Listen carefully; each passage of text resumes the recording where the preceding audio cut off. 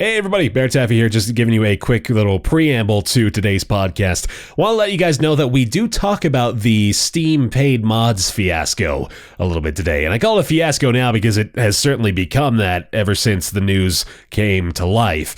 It really wasn't that when we were talking about this last week. So sadly, we did have to record this episode a little bit earlier than we normally do, and we did miss out on the news that Steam has now removed support for paid mods from the platform.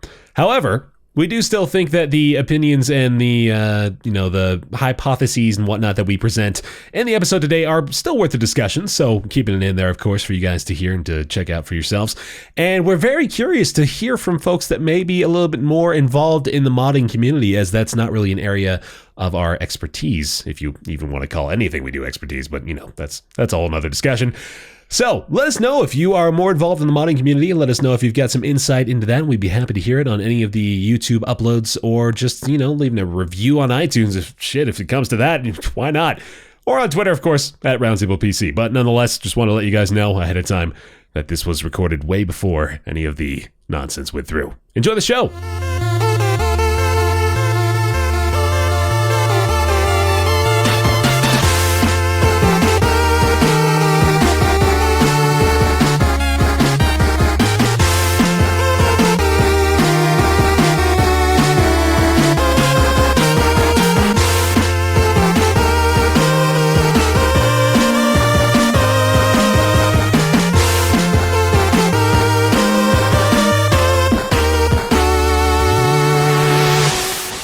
To be like mad money for YouTube view counts. Sell! Unsubscribe! He's on the way down! It's all over! Welcome to the Roundtable Podcast. We're down 3% this quarter. My name is BaerTaffy. Oh, shit. It's happened. We're already seriously on the downtrend, man. Like, I tell you what, you look at our podcast stats, it's like we had that minor spike, and all of a sudden everyone lost interest at the same time. I'm familiar with the curve of how it normally goes on every single series. Yeah. This is fun. You never learn anything. Go fuck yourself. I hate you. Go die. We never learn anything. Yeah. Really That's episode 1, 2 minutes. Episode 1, 4 minutes. Episode 1, 6 minutes. Right. Well, like, if the series has an ending too, I notice it's great. It goes down, and then right when you come to the finale, it's back up. Yeah. That's why whenever you end a series, you have to name the last episode. Ending HD 1080p. Make sure you go watch the rest of the series now that it's all up. There's some Bloodborne players, not like big members of the community, but other people that are doing series that are naming all of their episodes after bosses and then auto-tweeting when the episodes go up. And I'm just like, why are you an asshole? Yeah, that's really annoying. Why are you like a total asshole? I've been spoiled on nearly everything because of like big media coverage of that game. It's so annoying. Yep. But yeah, we're here still. I'm lying about the iTunes thing, by the way. We're actually doing better than we have ever. So thank you very much for that support. I'm BaerTaffy. I'm joined by MathasGames. I'm here. He's here. I turned down the volume on your voice a little bit. That was a rude thing to do, like a minute into the podcast. Also, Northernlion is here. You gotta speak, actually, because I'm actually doing... No, it's like really me? No, well, we do have an audio podcast. I don't know if you were aware of that. I don't know, I'm just here. RockLeeSmile joins us as well. Hey, hi. Hey there, hello. Hi. How's the volume sounding, everybody? Good? Okay, cool. I'm the only one that knows. We got a fun show. Boy, do we got a great show for you today. Can this be the MathasGames birthday episode? Is it your birthday? When this goes live, tomorrow will be my birthday. So your birthday is fucking 8 days away. It's a long time away. Well, it's a day away when this goes live, and that's all that matters to the viewers. They are here with us now. Right. No, they know it's a spidey sense of roundtable recording. Look, man, half our viewers think our podcast broadcast is what the podcast is now. It's not fucking half, man. It's just half the people that tweet about it. I don't blame them. Or the people that comment on your video. This is the podcast of bad names, okay? And it's pretty much all my fault. The Roundtable Podcast, terrible name. Roundtable Podcast Broadcast, adorable, terrible, confusing name. I'm sorry. On top of apologies, too, I want to mention the fact that we know nothing about Mortal Kombat. We're terrible resources for most gaming news, and we're all stupid. So, covering bases. Speaking I'll of own that which, Mortal this thing Kombat was- thing. I fucked that up. no, it really wasn't that bad. It just got kind of, yeah. Anyway, enough about that. We're going to talk about other things today, such as Steam Workshop allowing for modders to sell their content on Steam, which is quite interesting. Two other things as well that we want to mention. The fact that Kerbal Space Program is now out of alpha? Is into beta, or is this the full? No, this it's is leaving the early 1.0. access. Yeah. Yeah. So they had like an 8-month alpha followed by a 2-week beta or something like that. Not even 8-month alpha. Like when I played Kerbal Space Program, Yeah. it was like summer 2012, and it was wow. already a well-known thing. Right. Yeah. It was like a super sandboxy and bare bones back then, but so you had like a 3-year alpha. I know it's. We'll talk about it when we get there. Hopefully. I don't want to jump ahead. Bloodborne patched out loading times. Hopefully. Not out, right? They're not gone. out. There's Reduced. no loading anymore. That would be pretty good. If they That's incredible, actually, yeah. That would be the PC version. And we're doing a little bit of a Q&A today. So if you're following us at Roundtable PC on Twitter, you got the opportunity to ask us some of those hard-hitting questions, and we're going to answer those. Well, 8 days ago, you had the opportunity to ask us Right, hard-hitting yeah, but- questions. Yeah. But we're going to answer them right now. 8 days ago was also not close to Mathas's birthday, but, I guess we're all living in some weird future. I know, some weird future utopia. Mm-hmm. Where I'm old. It's a loud plane. Is that normal? You okay? I think we're being bombed. I expect this from Rob. I don't know about you though. Out of all that the like a places to jet? bomb, Utah is the least. I think Utah is probably in the most importance. threatening to outside entities. All right. So, hello. Let's talk Hey. about Steam Workshop. All right, we're jumping right in. Introducing it's new ways. stupid. Yeah, it's all dumb. Introducing new ways to support workshop creators. The Steam Workshop has always been a great place for sharing mods, maps, and all kinds of items you've created. Now it's also a great place to sell those creations for that sweet cash money. Patreon.com/roundtable. With a new streamlined process for listing and selling your creations, the Steam Workshop now supports buying mods directly from the workshop to be immediately usable in-game. So, up till this point, there have been outside resources for you to support modders, primarily among them being, just like going directly to the source, and there might be a donate button or something. There's mod databases where perhaps you can offer some sort of subscription service, but now Steam is offering this directly through their platform, which seems definitely pretty proactive.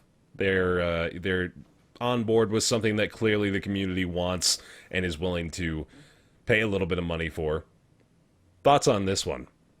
You know, what this reminds me of is if you can go back in the time capsule with me back to like E3 2005 when the Xbox 360 was about to launch and we learned about the infamous character Velocity Girl. Anybody remember those days? I don't They think had- so. No, they had talked about in like Tony Hawk's American Wasteland that there was going to be the option for people to create their own custom T-shirts and sell them and create their own economy and build a community upon all of these ideas and, great things that you could come up with as an individual. So now we fast forward all the way to now. It's like, hey, that idea actually was a good idea. Let's do it. You could create like your own Tony Hawk system of government. I've always wanted that. What would be the name of your... T-hocracy. I was about Just to comes ask. naturally. I was about to ask what the name of your Tony Hawk country's currency would be, but I guess Theocracy kind of. We knocked could that deal out in of the park. 1080s or something. Yeah. Or 900s. I'm sorry, 900s. 1080s snowboarding. 1080s. You didn't do a That's 1080. completely unrealistic. Nobody could do that. No. I'm still undecided. I'm hoping that this discussion helps me focus in and hone in on how I actually feel about like whether I'm cynical about this or whether I think it's cool. Because for the most part, I'm usually on the side of like, hey, the modders work hard. This is a way to help finance their work, and that's cool. On the other hand, I also feel that it being not mandated, but allowed through Steam might be, because it's only working with Skyrim right now, companies like Bethesda, because they're the only company doing it right now, saying, hey, our game has huge mod support. It would be awesome for us to get some financial benefit from all the people playing these mods. Which is So I'm more ass- than likely what happened. I'm assuming that Bethesda gets a cut of each sale. Like Valve is going to, their community market purchases, I think, basically. So Valve will get a cut, I assume. Well, definitely. And the modder will get a cut, and Bethesda will get a cut. Probably the modder gets most of it, if I had to guess, but I hope so.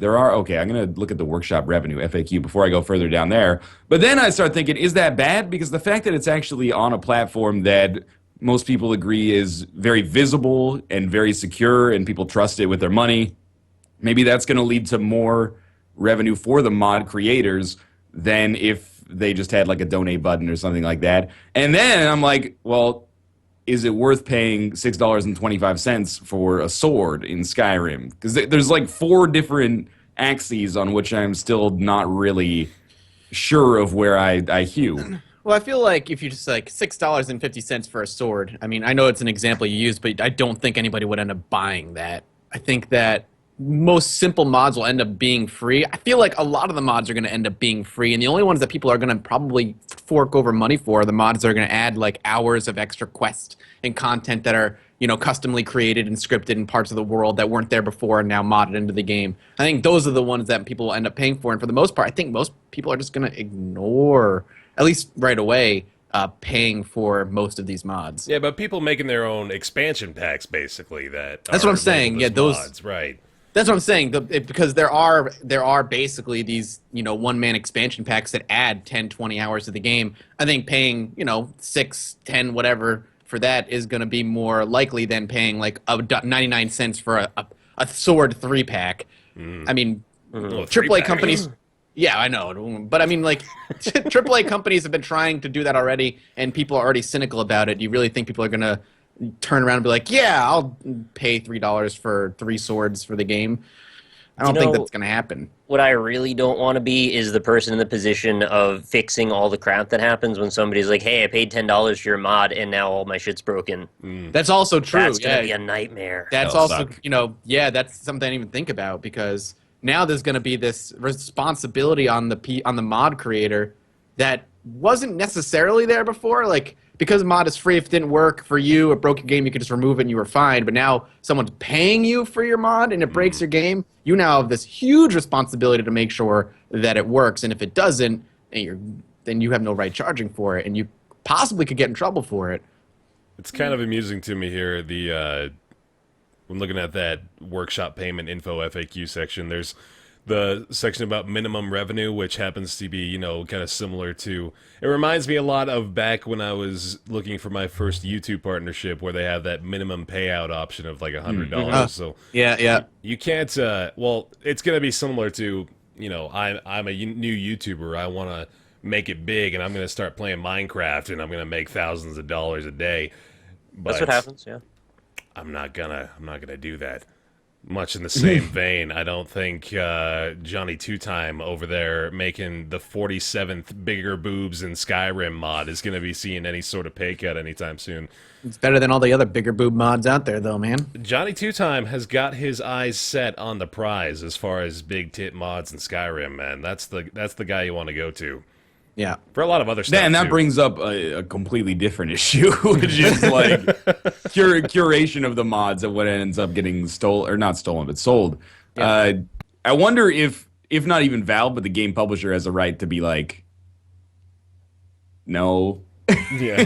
like we allow this like Yasha sword, but we don't allow like, you know, you to charge for make all characters naked or something like that. I gotta wonder how much control they had over the free stuff. I mean, I'm sure Steam alone, since it's going through the Steam Workshop, has to have like a pretty thorough examination process. Although there are quite a few mods that get through. Like I've seen mods for Skyrim that are pretty much just like engorge this area. And when was the last time Steam had any curation on their platform in the past year? I don't think that... Sorry, I should say I'm looking at the free mods for Skyrim right now, and I'm pretty sure that they do some curation. At least, like, is it Bethesda or is it Steam, though, that curates it? I think it's Steam. I think it might be Steam, because there's, like, seriously no nudity. And you would expect there to be some nudity. That would be the first thing I would expect, yeah. I would expect it to be #1 most popular all time. #1 most popular all time is luminescent moths. So just to give you an idea. Wait, that's just changes the lighting? It makes the moths glow. They glow in the dark. That's the number one. That's That's actually the sweet number as hell. one? That's the number one ever, yeah. Oh, top rated all time is what you're looking. I'm looking at this one. No, this is most popular all time. Glow in the dark mods. Yeah. And then number 2 is I don't know why you're static mesh surprised. improvement mod. Wow. There's got to be just like, okay, so there's got to be just like a list of the most necessary mods for Skyrim, and those are just There the is. two on the top. Yeah.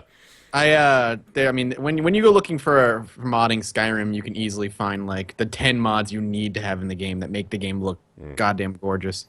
10 And it mods gives- you need to make Skyrim amazing. Number 7 will blow your mind. Yeah, no, that's a real thing. People It is, really though. do that. Yeah. There's a ton of YouTubers that promote mods, and they probably drove traffic to that luminescent moth mod, which is why it's so popular. All right. I guess. I find this is like a kind of complicated issue It to is. tease apart. I want to break it down by like the individual questions. Well, I mean, okay, this one's almost not even a question. If Bethesda says it's okay for modders to make money modding their game, then I guess that it's okay. Right. Would you guys have preferred this, or would you have preferred like a donation model where there's just like a PayPal donate button or something like that? Kind of like what we already had before, right? I don't. Well, I guess yeah. If you were able to like get to their page and find it, I think one directly integrated to Steam would have been better. I think yeah. they're... Yeah, it's interesting. Obviously, like you said, obviously Bethesda says, yes, let's go this route.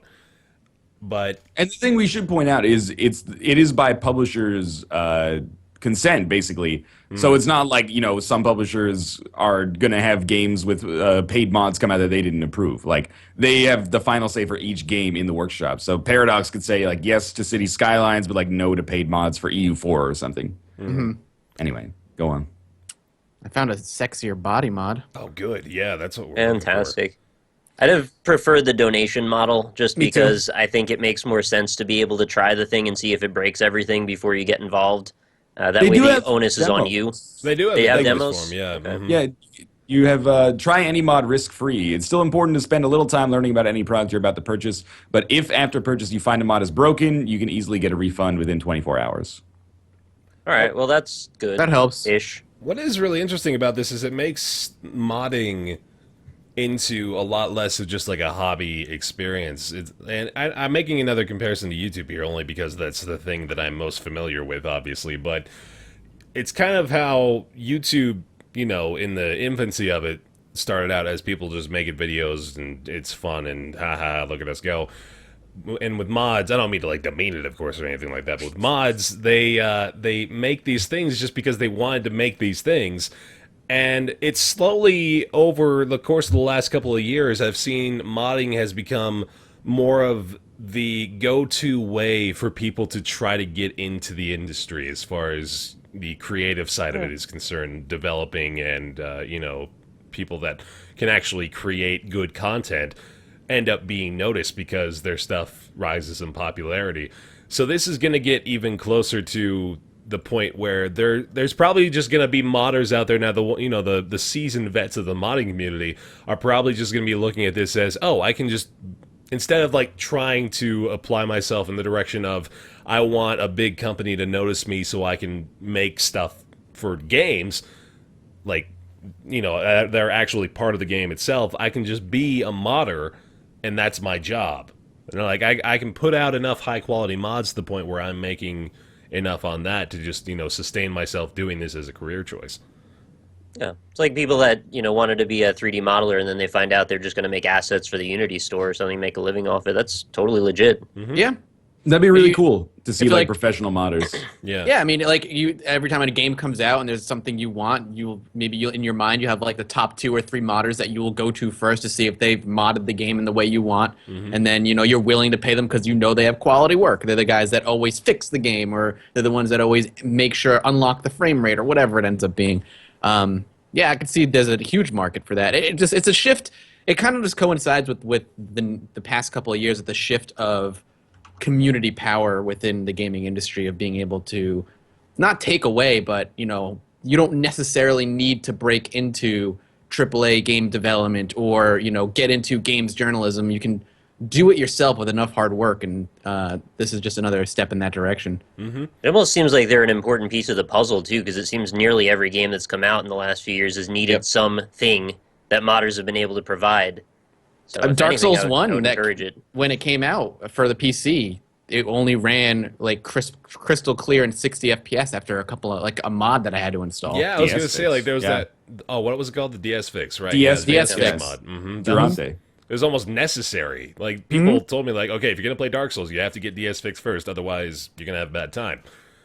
I'd be curious to see whether or not Steam also implements some sort of eBay style rating system. I'd like to see, there's like verified Reputation. modder or reputation, something like that. Exactly. Yeah.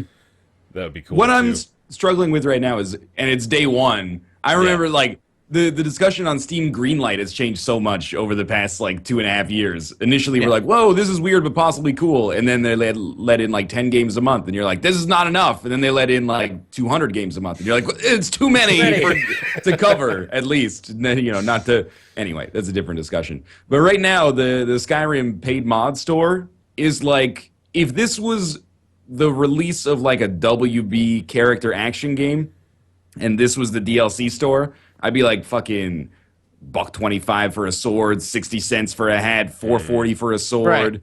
Right. I'd be really cynical about it, but I don't know what it is that's making me not cynical about it. Maybe the fact that it's not one company making a decision to kind of like maximize its profits.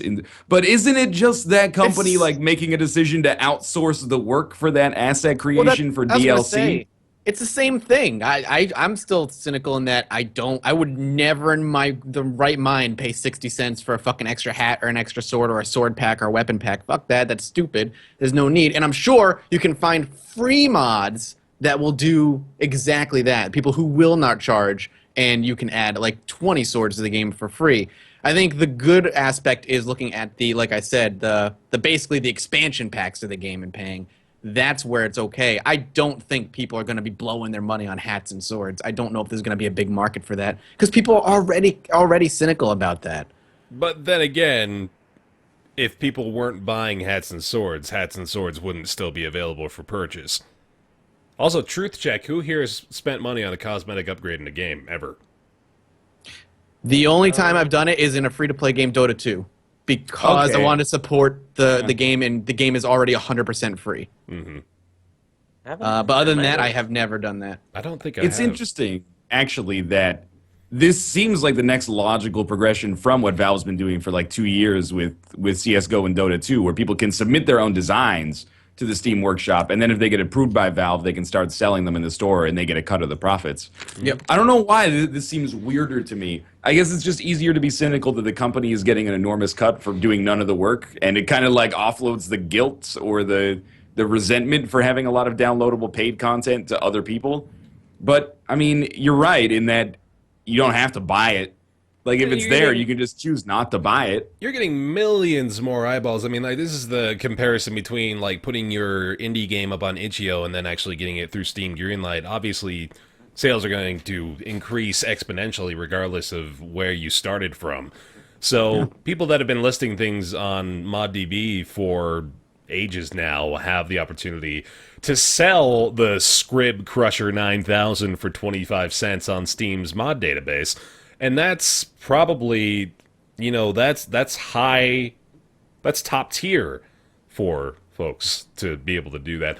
And I'm kind of empathetic to the people that would spend 25 cents on a cosmetic upgrade because, you can get pretty damn invested in your characters and games, especially with something like Skyrim, where obviously you can pour hundreds of hours into the game and, use the same character and, really have a solid investment in wanting to make him look cool, which is, just a purely gratifying experience, and that's a quarter for a gumball turning into a quarter for the Script Crusher. And I like that name. It's a Script Crusher. Yeah. That's a real one. I was looking at that. I was like, that's a pretty cool looking weapon. Oh, I thought it was by Spankwire, but it's by Sparkwire. Damn it. I want his name to be Spankwire. Definitely. That would have been better.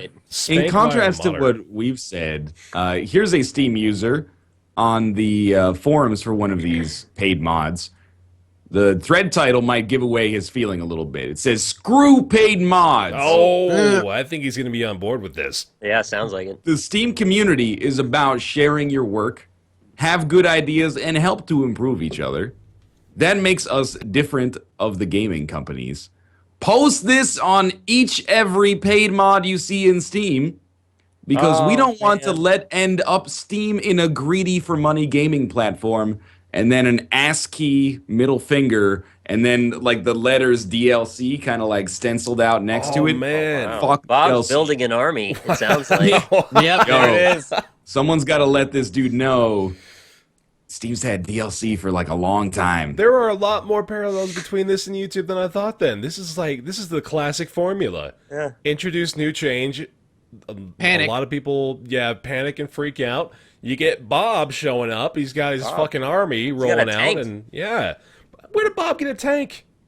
Who gave Post Bob a this tank? to your favorite YouTuber Militarized. if you agree. Yeah. As a YouTuber, you have the voice to stop this madness before it starts. Oh, shit. Please speak out against paid mods on Steam. Whoa. Oh, God, I got didn't some realize bad you already had news that for you here. responsibility. Well, hopefully he doesn't listen to us. Or hopefully he agrees to disagree because we have well-reasoned opinions, hopefully. And we're also, I mean, it's day one at the recording of this. We don't know how Yes. this is going to pan out yet. We have ideas because it could go well, it could go terribly. See, now And this as is- always, as the consumer, you vote with your wallet. If you don't want certain things, don't buy it. And then we'll see those types of things fade away. Bear makes a good point in that if people weren't buying them, we wouldn't constantly see them on AAA games because clearly people are buying these things. And the So. people that are buying these things aren't saying anything about it because A, they don't care enough and they just want to buy it, and B, they know that if they go online and say, "Oh, cool, I just bought this new sword," there's going to be a group of people being like, "You fucking idiot, you're ruining the well. industry." Yeah. So, Or yeah. just the majority of gamers aren't vocal, like are just on an Yeah, online exactly. time. Which is It cool. would be really cool. Like right now, I don't give a shit about, a sword that you made in Blender and you're going to sell for $1.25 basically because it's from Dota. Like that's not the kind of thing I'm interested in. But it'd be really cool if there were people that were encouraged to actually commit to like a comprehensive, like Mathas is talking about, almost like an expansion pack, depending on how feasible that would be for one person to do. But anyway, like if they're like, okay, now that Steam has paid mod support, I can dedicate 3 months of my time to making a really comprehensive mod for this game and then sell it for like $3.50 or $5 or $10 or something like that. That would be really cool. There already are, I think, 2 like huge. They were free mod expansion packs for Skyrim that added like 10 hours of gameplay, Wow. made each one by like 1 or 2 guys, Yep. and that's it. And they like voiced their own characters and stuff, and it was pretty freaking good. Yeah, one of People the, always see the bad thing about paid stores as well. It's which easy is to that see the bad thing. It costs you money to buy it, but that gives money to the creators that allows them to get dedicate a lot more time to what they're doing. You're gonna see better mods if people are able to work on them like 8 hours a day. Not suggesting it's gonna be feasible to do this full time necessarily anytime soon for many people. But if they're able to spend 8 hours a day working on it without worrying about how they're actually going to put food on their table, you're going to have a better product in the end as well. I mean, who knows? Maybe that money you kind of infuse into them is not necessarily going to let them go full time, but maybe they can buy better programs and better tools to make better mods in the future. So. I was just going to say, we have one of the very few paid mods for Skyrim available right now is Shezri's Bleakton Town, which is a $3 mod, adds 20 new NPCs, an entire new town with like 8 or 9 buildings, 4 whole different sections to the town. There's like a tavern and all this stuff. This guy made it apparently primarily using GIMP and Paint.net. That is That's pretty insane. impressive. It's Somebody one buy guy. this guy Photoshop. Like Seriously. you've proved it, man. Some company Adobe should just give him Photoshop at this Give point. him and be that like, come Creative on, Cloud man. license, man. Like, fuck Come it, on, he's good. man. Why is that the least selling mod right now as well? What's that? Maybe that's That's- not the type of content people are after. That's the least popular mod today. It's under Butterfly Sword, Wow. How much is Butterfly Sword? $1.25. The Butterfly town is Sword's $1.25. the town is $3.80, which to me seems pretty expensive for a town. not saying that the work isn't worth it, but, you know, compared to the actual cost of the game, it's a little pricey. But I don't know. It is a little surprising to me that content like that is kind of below cosmetic stuff. And there is cosmetic stuff that costs $4. So that cost value analysis for mods, for paid mods now is going to be, oh man, if you thought people were getting annoying with the hours of gameplay to cost ratio thing, shit, dude, you're going to see some good arguments spurring from this. Also, I'm really terrified that we're going to end up being like on board with this, and then 3 days later we're going to find that, you know, fucking Steam's adding a swastika to every paid mod somewhere or something. Wow. I wasn't going to say that, but I had one cynical perspective, and that's what if this starts to become like a clearinghouse for people who export models from other things and import them and start charging for it? Like, who's going to do the quality control there and say, like, we don't approve of that, and that's like other people's IPs? Yeah, I mean, all the stuff that's in the Steam or the Skyrim paid mod store seems to be either original or it's nipping stuff from other Valve games, which I'm sure Valve games are okay too. Yeah. But, yeah, I mean, can I be Kunkka in Skyrim now? You can't yet. You can be Snoop Dogg in League of Legends. Does that make you happy? You can buy a Sanj. You can buy a Yasha. Oh, try hard Yasha. Butterfly sword. You get that Dota 2 Yasha concept. And you can get Courier? Gordon Freeman's armor, his suits. That's only 50 cents. That's a steal. No, wait. That's my mistake. Lambda Locator is a very short 2-step story quest inspired by the game Half-Life. Oh. It's a quest, but it does market itself using Gordon Freeman's armor. That's probably the reward for the quest. You're the reward for the quest. I'm the reward for every quest. That's right. So, Steam paid mods. What do you think? Let us know. Comments, tweets, at Roundtable PC. Speaking of at Roundtable PC, on Twitter, 8 days ago, a day before Mathas's birthday and 8 days ago, if you were checking us out on twitter.com/roundtablepc, we're doing a Q&A this time because we want to. Yes. Are we doing that now or are we doing that later? Do you want to do that now? I feel like I have to have this conversation with you a lot. I thought that was going to be like You the just kind of end assume of the that when I podcast start thing. talking about something, it's a segue into doing that thing. That's probably safe. I thought we were, all right, whatever. Do what you want to do. We've I don't got control this Kerbal podcast. Space Program, but we right. we got some time. We got plenty of time here. Oh, sorry. I just saw, I looked into the mod story a little bit more. Oh, the shit. modder's cut is only 25%, actually. Ooh, that's not whoa. that much. That's crazy What low. are do you have the other percentages? I don't have the other splits, but I mean, I'm assuming that it comes down to 75 between the publisher and Steam. Man, so that's like you look at that $3 That's some Nintendo level splits right there. town. That guy's getting 75 cents per download of that thing. Jeez, Roughly, yeah. that is interesting. Well, Well, all no right. wonder this stuff is priced high when you look at it like that. An individual modder's like, you know, I spent like 500 hours of my time on this. And I'm just going to give away all the revenue. But if I sell it for $1, I make a quarter, and then some of that's going to go to tax. Yeah. Oh God. Yeah. Jeez. Man, that is a thin margin. Quarter of a quarter. Yeah. Welcome to America. That is interesting. Rude. Racist, basically. Pretty much. Trying to So, be maths. God damn I'm trying to be Mathas. We're going to start answering some of these questions. Okay. And we're going to start off. I like this one. This is from at Hitana, at Ethan Graham 14 asks us, how did each of you get started in YouTube and when? So let's start around here. And I'm pointing to Mathas, apparently. Oh, okay. I was like, that's nothing on my screen. Yeah, just looking up. For me, it was back in 2011. It was kind of in a really shitty time in my life, so I needed an escape. So I started playing. I already played video games a lot, and a lot of my friends weren't nearby. So I decided, hey, you know what? I'm going to start casting StarCraft 2 because I'm really into esports. And I started making YouTube videos, and over the years, I slowly transitioned over to Let's Plays and indie games with Project Zomboid, and kind of just exploded from there. So I didn't mean to laugh at your struggle. I just thought I think we might actually establish a pattern here of, well, it was a really, really shitty time in my life. So Yeah. That's a really a common theme through a lot of YouTubers. I find it's a good it's a good escape, and it is still a fun hobby and profession. Ryan? It's a very similar story. Like, I graduated from college and I was moving overseas to work, and I didn't really know anybody, so I was like, well, I need a hobby because I can't just binge drink anymore. So you can. It's probably a slippery. You can do that and YouTube probably. As well. Well, you should, honestly. I make a whole channel based on that. But as long as you keep your shirt on, no one's going to care. Not you specifically. I just mean people. Wow. I'm not trying to suggest your physique is, undesirable. But yeah, so I just started doing that like really getting into it in like my nights and weekends off of work. And then when I came back, it was doing well enough that I could, kind of like we were talking in the modding section, it was like, well, it's a gamble, but I could try to do it full time. And luckily the gamble worked out when I came back.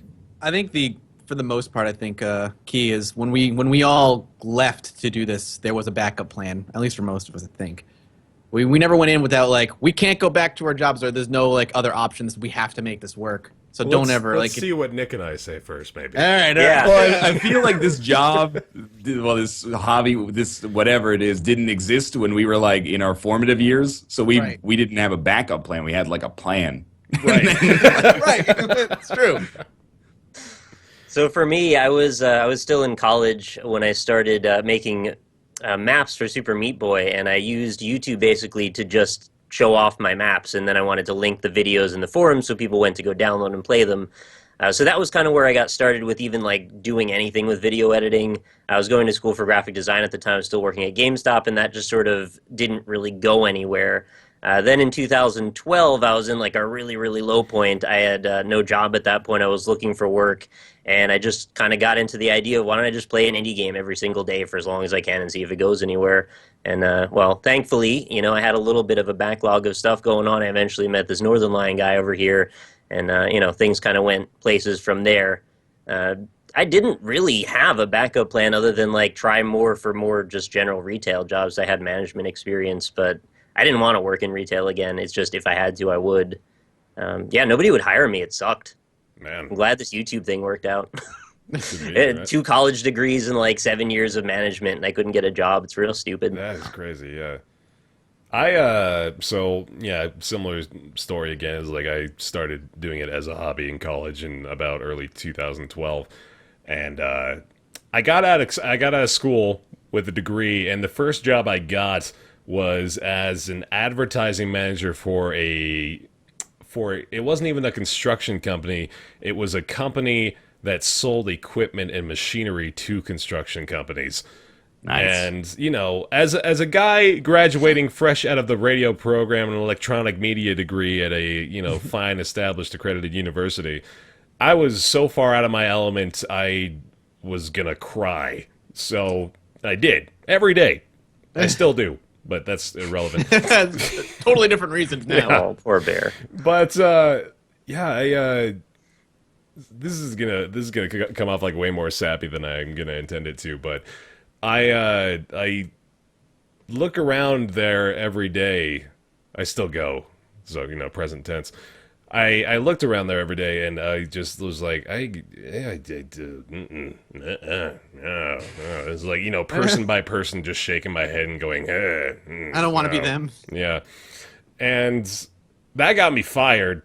Not like for that specifically, but just because I had that attitude toward the work, and I couldn't apply myself at all to it. But I ended up getting a different job that was actually pretty close to what I had graduated for, and honestly, I had it pretty good through that position. Like, I was making minimal money, but it was something that I at least half enjoyed doing.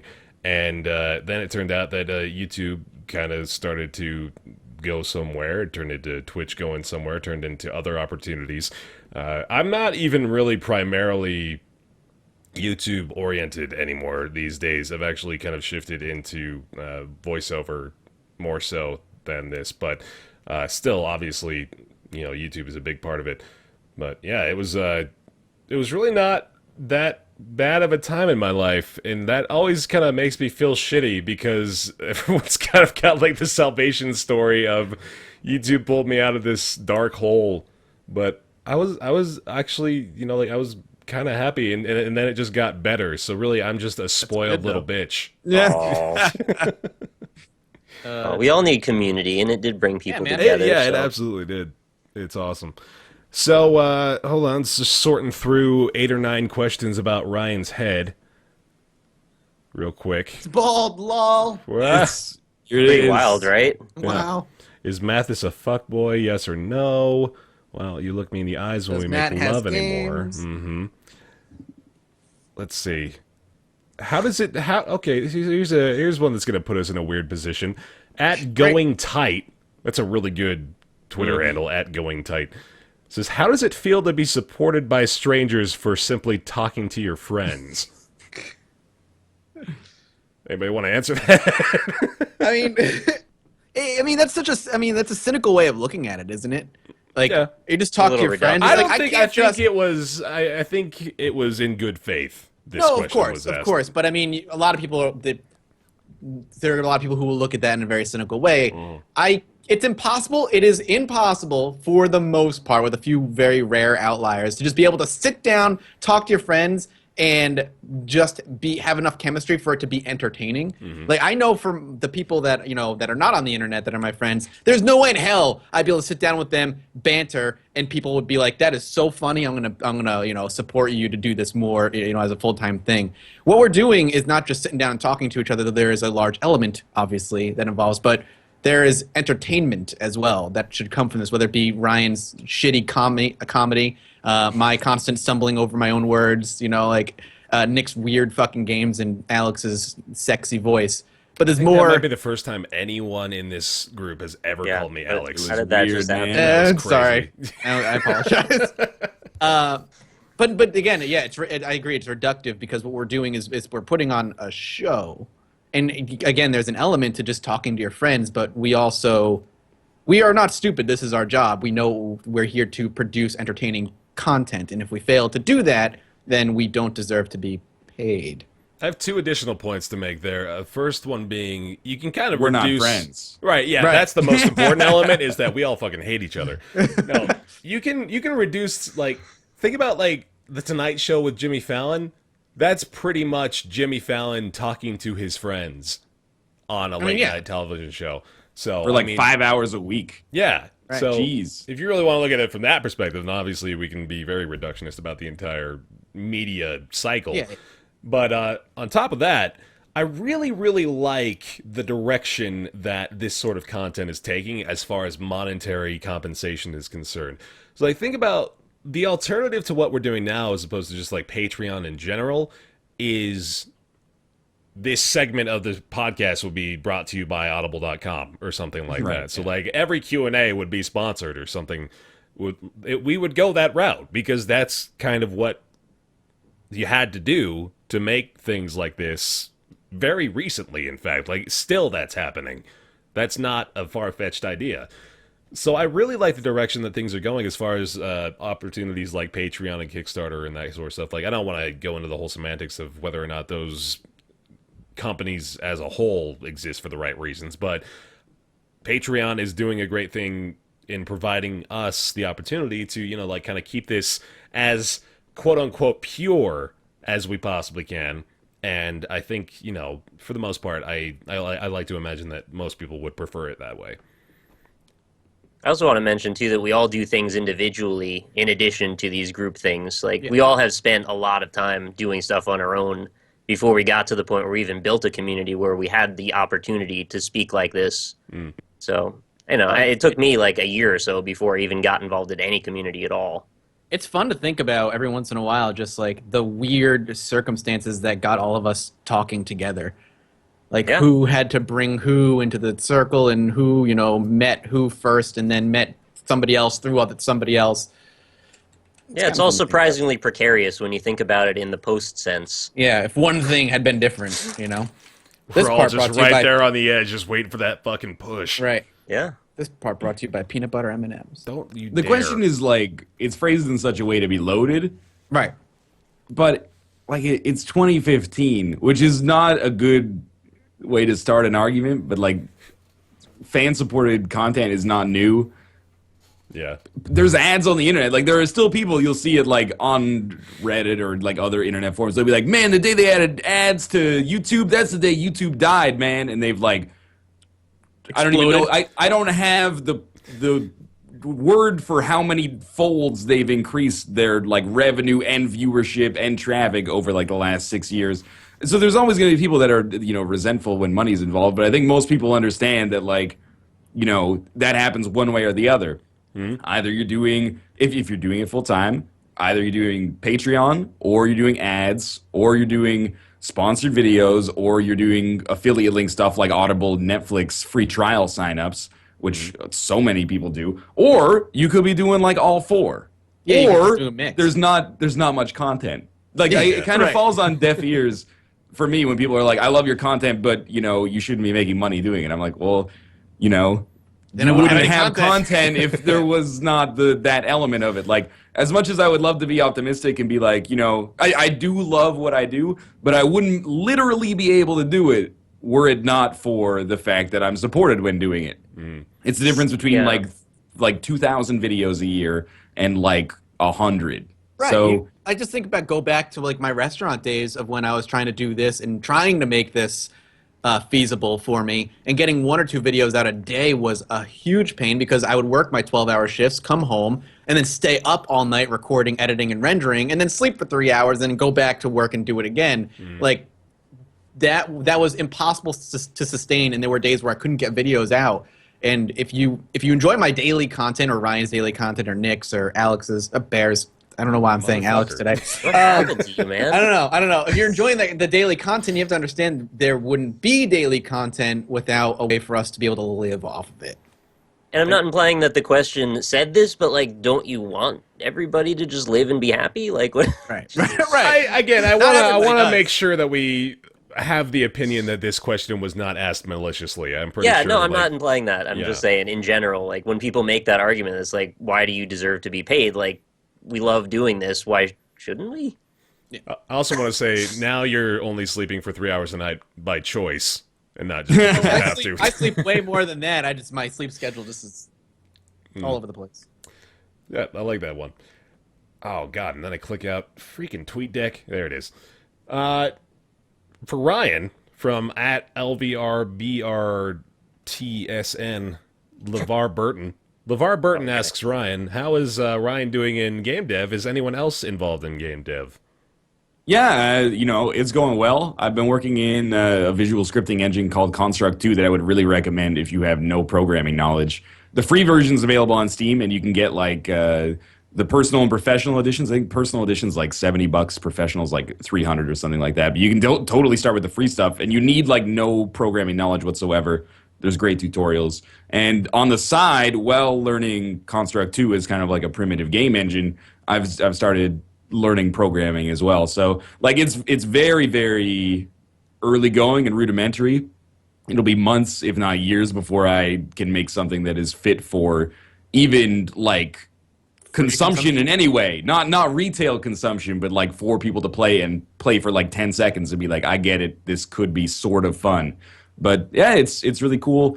It's fascinating to kind of get a behind-the-scenes look at, even on a rudimentary level, of how, you know, decisions are made in game design processes and stuff like that. What's going on behind the curtain, instead of just like, you know, you press the button and the guy goes over here and wow, that's magical. Or like thinking about the intricacies of like programming like a Super Meat Boy wall jump or something like that. You're like, wow, there's like a lot of moving parts in that. It's not just add wall jump, you know? Oh, I wish.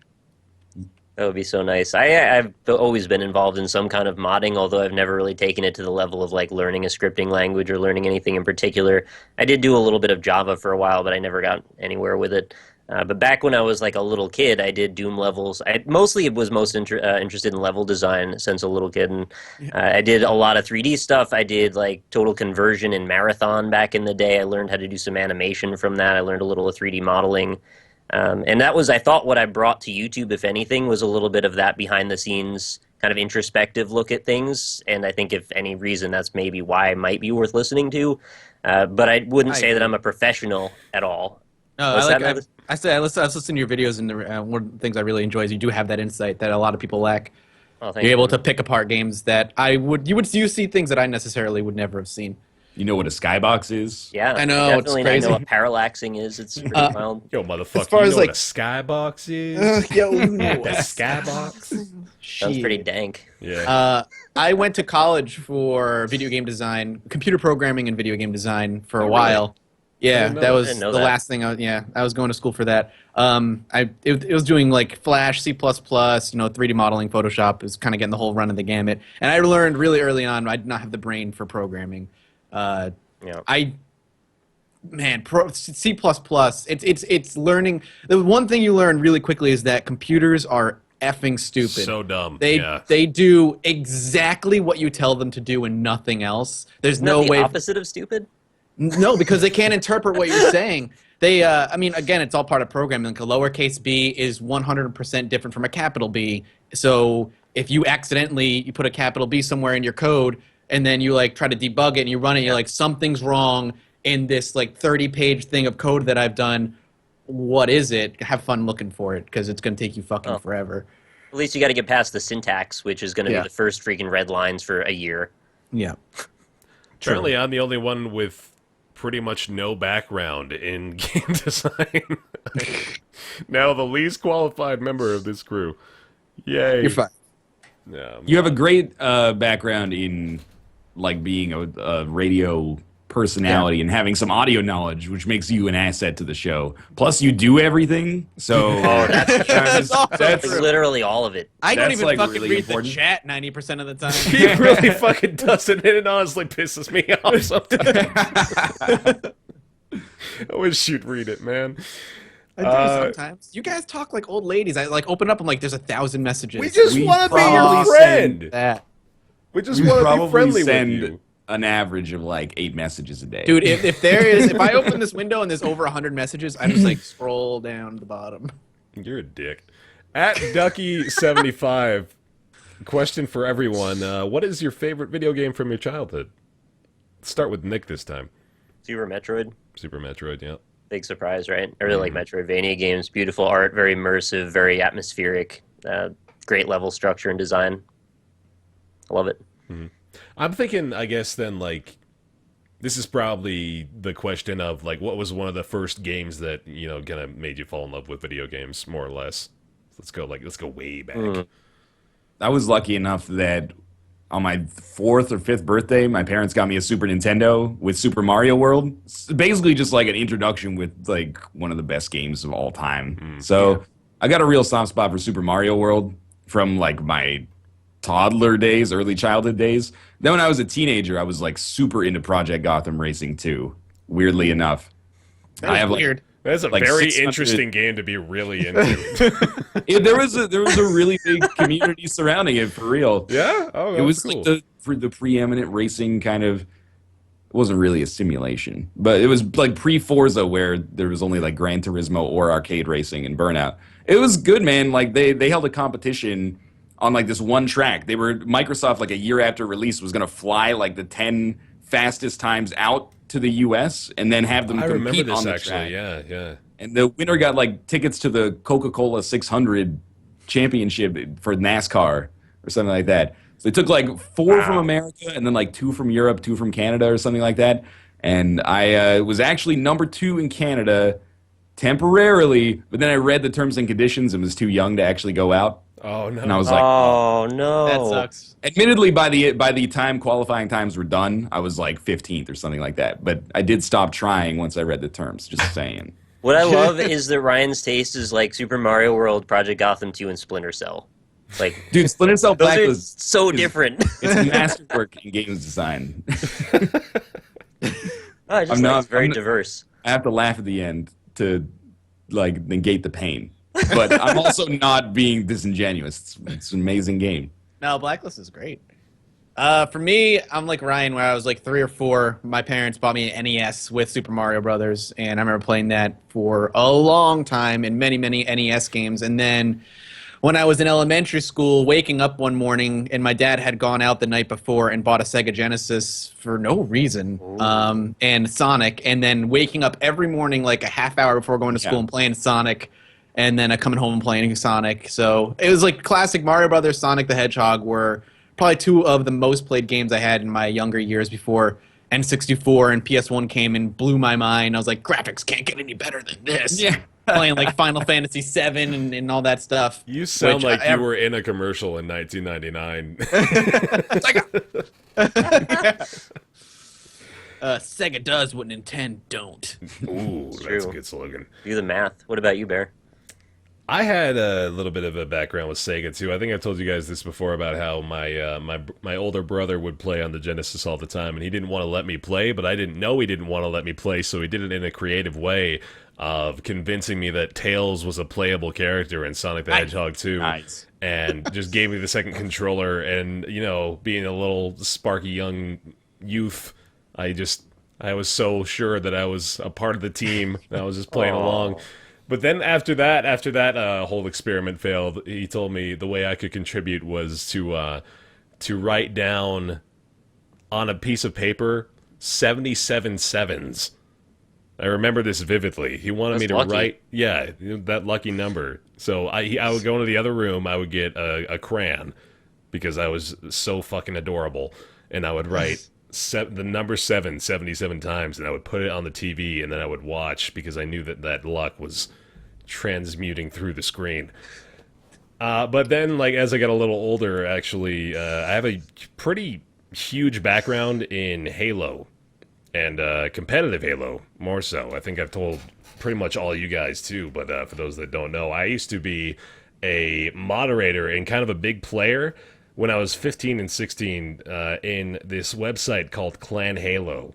And it was a website that was built around the Halo 1 demo on Mac. For PC? No, on my Mac. God. Yeah. The most niche fucking audience you can possibly imagine. The Halo 1, not even the full game, just the demo of the game.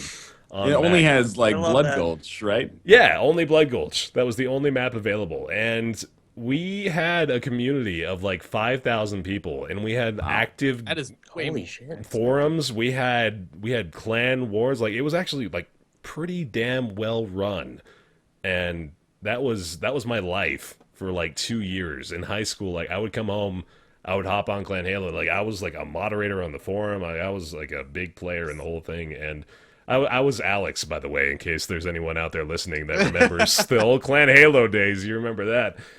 And it was, that shaped me quite a bit, actually. That was a pretty huge part of my gaming experience. Then I got an Xbox, got Halo 2, and was pretty competitive. I went and competed at one of the MLG events in Denver. So it was the MLG Amateur Combine with a few of my buddies. So that was a lot of my early How'd you end up doing? experience. We got like literally last place. Oh. The bottom of the fucking barrel. I have that same experience only with competitive trivia in high school. Oh, man. Which is the nerdiest shit ever. But like, I was like big fish, small pond on my high school trivia team. And then we went to the regionals and I was like, we got this. We got fucking blown out. Yeah. Lost every game. It was such a sobering moment as a nerd to be like, there's people nerdier than me? I know all the world capitals. Like, this can't be. I'm going to get some coffee for a second. I'll be right back. All right. All right. We're gonna Go ahead. to I can divine what the question is. we're going to go for a question specifically for Ryan while he goes to get some drink here. Oh, he's already gone. It's too late. All right. We tried. Let's see. Is coordinating, this is from @Slater_Wig, is coordinating time to record episodes hard with everyone living in different time zones? Yes. Absolutely. Yeah, there's not much discussion to be had there. I don't No, think yeah, it just is. It Any sucks. collaboration can be a pain in the ass when everybody's scattered everywhere else. I've done stuff with people on the other side of the world too, like in Australia and stuff. That's annoying. Yeah, that's no fun. Mm-hmm. Oh, jeez, TweetDeck's being so silly. Okay, let's see. Oh, What's here's so a good funny? What happened? one. No, nothing funny at all. We didn't even laugh. We've had zero fun for the 8 seconds you've been gone. I saw smiles. No, There's a Just lot. because you came back. Oh, that's cute. It's cute as fuck. From one of our Roundtable patrons @HiredHelp. What have your favorite moments been in your YouTube/Twitch quote careers? Unquote. They're not real. Yeah. I'll start this one, I guess. I think one of the defining moments for me was the Spelunky pre-release event. That was pretty awesome. So Derek Yu, the lead guy on Spelunky, reached out to myself, Ryan, Michael A.L. Fox, Red Panda Gamer, and Man vs. Game, who is a huge Twitch broadcaster. We've talked about Man before on the podcast. He's a massive Twitch influence. And that kind of skyrocketed me to a degree, but it was beyond just like the obvious, reputation benefits. That was a really gratifying moment of this guy that made the game that I've been enjoying so much saw what I was doing and really liked it and wanted to make more of it and be a part of it. That was a pretty awesome moment for me. I agree, actually. Like when I was thinking about it, that was one of the things that came to mind for sure. And in a similar vein, like the first morning of Rebirth's release, especially like having had it for like 6 weeks or something like that, but not playing it really because I wanted to stay fresh for the release. That like 3-hour window in the first day of that was really, really cool. And again, it's all about the fact that it's gratifying. It's like, the people who make the game are like, yes, it's a marketing thing, but also they're like, we chose you for it, which is always flattering. And in a similar vein, because it's all about ego apparently, being invited to speak at GDC was kind of legitimizing in a way. You're like, people who are not, or people who, let's put it in the positive way, people who are like legitimate professionals in the industry are like, we want to hear your perspective on things. That was cool. Did you? It's not. Yeah. Did you look into the feedback you got at all from your GDC speech? Because I was. Oh yeah, no, it's sobering. Yeah, I started reading through it, and then like very quickly as I was reading through it, I realized this is gonna fucking destroy me if I go any further. So I had to like instantly delete it. Is that really? Wow. Yeah. The people that speak at GDC are kind of ranked in percentiles for how their like user evaluations or audience evaluations go. So you get it, and you're like, oh.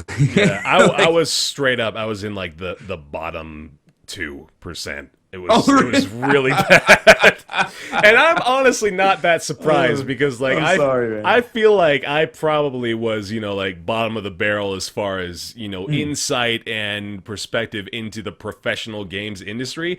And I agree with that completely because the people that I'm being compared to, dude, oh god, yeah, Mathas, I'm sorry. I don't mean to like freak you the fuck out. I'm so scared. He's got a talk he's doing pretty soon at what's the event? The Auto Indie Game Conference. Yeah, so which I was looking at, I'm like, all the speakers are developers. I'm like, I'm the only one that's not a developer. All right. Well, that's what I think part of the GDC evaluations come down to is like, they're there specifically to get like marketing tips from you. But what they're really at GDC for is like, some person from Naughty Dog is doing like a really detailed post-mortem of The Last of Us. And you're like, how am I supposed to compete with that? It's you're like not supposed to compete with that. I told you guys about that the Riot Games presentation that I went to while I was there at GDC, and like that shit was like, oh, wow, this is terrific. Like this is the bar I'm aspiring to, and I'm not even close to touching that. So I came to that realization, heavily. But Nick, how about you? Mine are just kind of like silly things. Like when we did the 52-hour live stream with Jay Smith was ridiculous and amazing and fun. Like all the just crazy shit that was going on through all that. We were doing freaking movie script readings. We had Mike Bithell on for a while. PewDiePie showed up. It was some wild shit. PewDiePie showed up to that. Like, just for a minute. He was like, hey, what's going on? And then he left. Yeah. But it was fun. And more recently, when I almost beat Super Meat Boy with my feet, that was another highlight. Just the weird crap that happens as a result of the weird lifestyle that I live. Like, I just want to take that to the strangest place it can go, I forgot about that. Yeah. So, I'm into that kind of stuff. It's funny. Matt, I just realized you're not wearing your plaid. It's right here. I guess it's still in the He keeps it shot. close to his heart. So for me, I think very similar to you guys is when I was basically and still am kind of the front man of like a game. So like Project Zomboid for me is kind of like when that hit early access and I was able to stream with the developers and talk with the developers and create the trailer for their Steam page and just being the front guy for a game and having the developers work with you is kind of like an interesting. For so long you're a consumer of the video game industry and now you're kind of like part of it is a weird transition to make. Much like Ryan traveling, going to Sweden, leaving the country for the first time because I play video games is like a really weird. And going to Ottawa, I was excited about, not necessarily anymore. I'm terrified about it. That is another thing that's like really gratifying is when you're a kid and you're like, how are these magazines getting like these games early? Yeah. And then you get invited to an event and you play something like 4 months before it's going to come out, and you're like, oh, this is actually like really cool. Yeah, it's a even if the games is not. But oh my god, I've gotten so jaded now as far as that's concerned, man. Like we get in the early access, it's like, I feel like such an asshole saying this out loud, but it's almost like an expectation at this point. It's like you feel a little entitled to. It's like, hey, man, I'm gonna cover this for you. Help me out. Like, let me get the code. But right. Oh yeah. That's a fight you will be having for a while. And then I think the only other two like things that really stick out for me are finally quitting my restaurant job. Like, the last day of my restaurant job was probably one of the best days of my life. Being like, I'm done with you guys. I'm going to go do something I love. How long did you work there? I was in the restaurant industry for 11 years. Yeah. That's nuts. Yeah. So, it was a long time. Yeah. And then the last thing recently is crossing that 100,000 subscriber mark is something that is hard to swallow and understand and really see. And that's huge. Those landmarks for me are always huge. So. Well done. Thank you. Oh, we're so sentimental now. All right, here's a good one to I love you guys. Taper us off. At Kevin Berkland, another Patreon patron, the perfect sandwich. Discuss.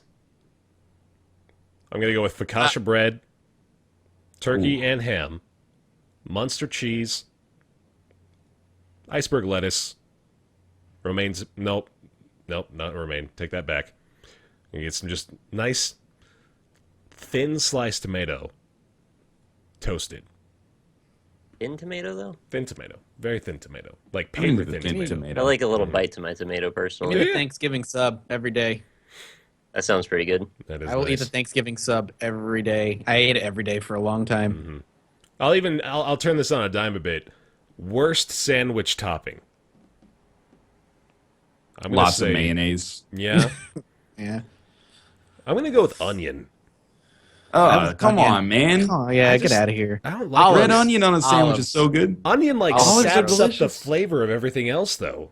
It takes it all away. It's like If you're putting some raw ass Vidalia onions on your sandwich, you're just doing it to get to 5 to 10 servings a day, man. Like, that's not adding anything. But a red onion can really, you got to use it sparingly because it's very strong, but it adds a nice little textural quality to it that I like. The onion is the most selfish topping there is. It wants to be at the forefront of everything. The onion wants you to bite into it and be like, why do you have all these other flavors? Right. Look at me go. I'm the best. Just eat a raw onion. Yeah. Green olives for me. You Cuts guys through are everything. off your fucking asses. Black olives I'm cool with, but the green ones are like, that's all you'll remember at the end of the bite. My Subway sandwich, like vegetable order, lettuce, red onion. If they got both kinds of olives, I'm taking all the olives they got. Let's just put it that way. Put all Pickles. the fucking olives in the Yeah, I didn't mean it like Gross. that. But Gross. pickles, and then whatever kinds of hot peppers they have. If they have jalapenos, banana peppers, Oh, banana peppers. I forgot about that. I might have to throw that on there. I have to go get a sub after this. I'm sorry. as many brined foods as you can put on one sandwich. The perfect sandwich is whatever you want it to be, man. The thing that's perfect about a sandwich is that you can tailor it to your desires on a daily basis. No, I love Just wanted sandwiches. to know what ours straight up. were. I don't have a Sandwiches- perfect sandwich. I make most things into sandwiches. I'll be honest. I'll get Nothing like wrong with a sandwich, cut man. of chicken breast and some corn and mashed potatoes. And if you provide me a roll with that meal, guess what's going in that roll? Everything else on the plate. It's kind of delicious. gross. It's but so good. You can do it. You're like a cartoon character that goes to the refrigerator and comes out with that plate that's like over the top of your head, seriously am. and then puts it between two slices of bread, and then somehow unhinges your jaw to get the whole thing in there. That's the only kind of sandwich I have a vendetta against on a type level, on a genre of sandwich. Sandwiches and burgers that are so tall that I can't eat it all in one bite. Sacrifice a little bit for edibility. Discretion is the better part of valor. You don't need that much of everything. I like making super sandwiches, man. I like making the sandwich where you have to put another piece of bread into the middle of it just to maintain the integrity of the sandwich. How do you eat it, though? Do you have, like, toothpicks I got around? a big old mouth, dude. You see me open my okay. mouth up? I got like, I could see that, actually. That's where that goes. That's where that sandwich I would goes. rather have, like, a normal-sized sandwich that's just super fucking long. Yeah. Give me, like, see that. instead of, like, a 2-foot-high sandwich, give me a 2-foot-long You sandwich. know, like a 2-inch tall, 3-foot sandwich. And then cut it into triangles so that I have to hold them like this when I eat it. Such a fat-ass triangle sandwich, man. Oh, God, yeah. That's Or a just good make discussion. 2 sandwiches. Why didn't you just take the slice of bread from the middle and then create Flip the whole another? thing. You're ruining, like, that. You feel good when you got just, like, a big, fat sandwich in your hands, man. Like, that's. You feel like you're less hungry just holding that thing. Don't That's you worry good. about choking to death? Always, but that's a risk I'm willing to run. Like, what if you bite through that and the whole thing just springs down your throat? It just turns sideways. It's like and in a you're fucking dead. live sandwich, man. What are you eating? There's no frogs in there. It's all food. Well, the whole Place thing, the- it's held down by the 2 pieces of bread, and you're crushing it, right? And then when you bite it, it's released from its prison, and it jumps Oh, down I your see. throat. Oh yeah.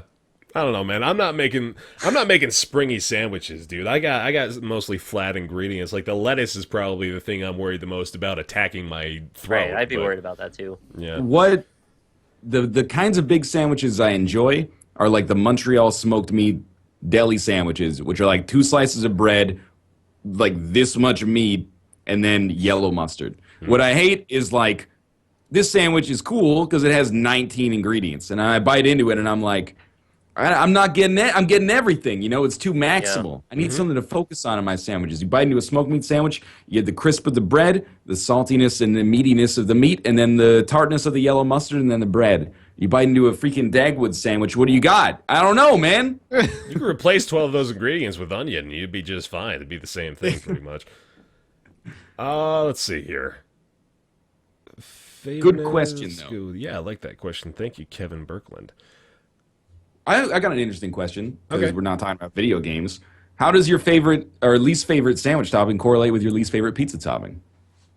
Those of you who said olives or perhaps onion. 8 olives on a pizza too. I had a feeling. Yeah. You know what? Actually, probably 2 weeks ago, I would have told you mushroom.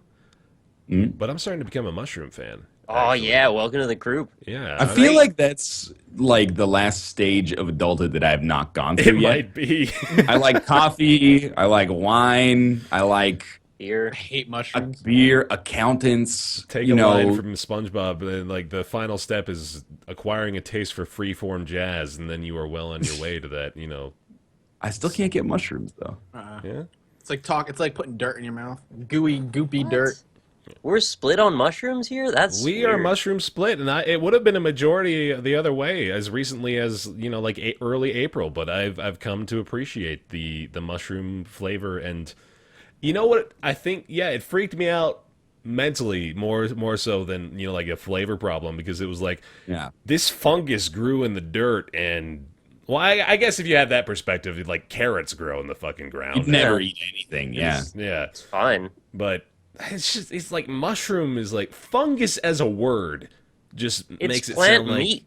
it's like this nasty crust in between your toes. Let's put that on a pizza and cook that up for family Well, dinner. but I don't know. I think of cheese more in that vein than I do mushrooms. When you really think about cheese is disgusting. Oh, I know, try not to especially think about blue milk cheese. or cheese. Yeah. I kind of think about both of those. Yeah, let's not talk about cheese. Let's not ruin put 'em cheese in my- for everyone.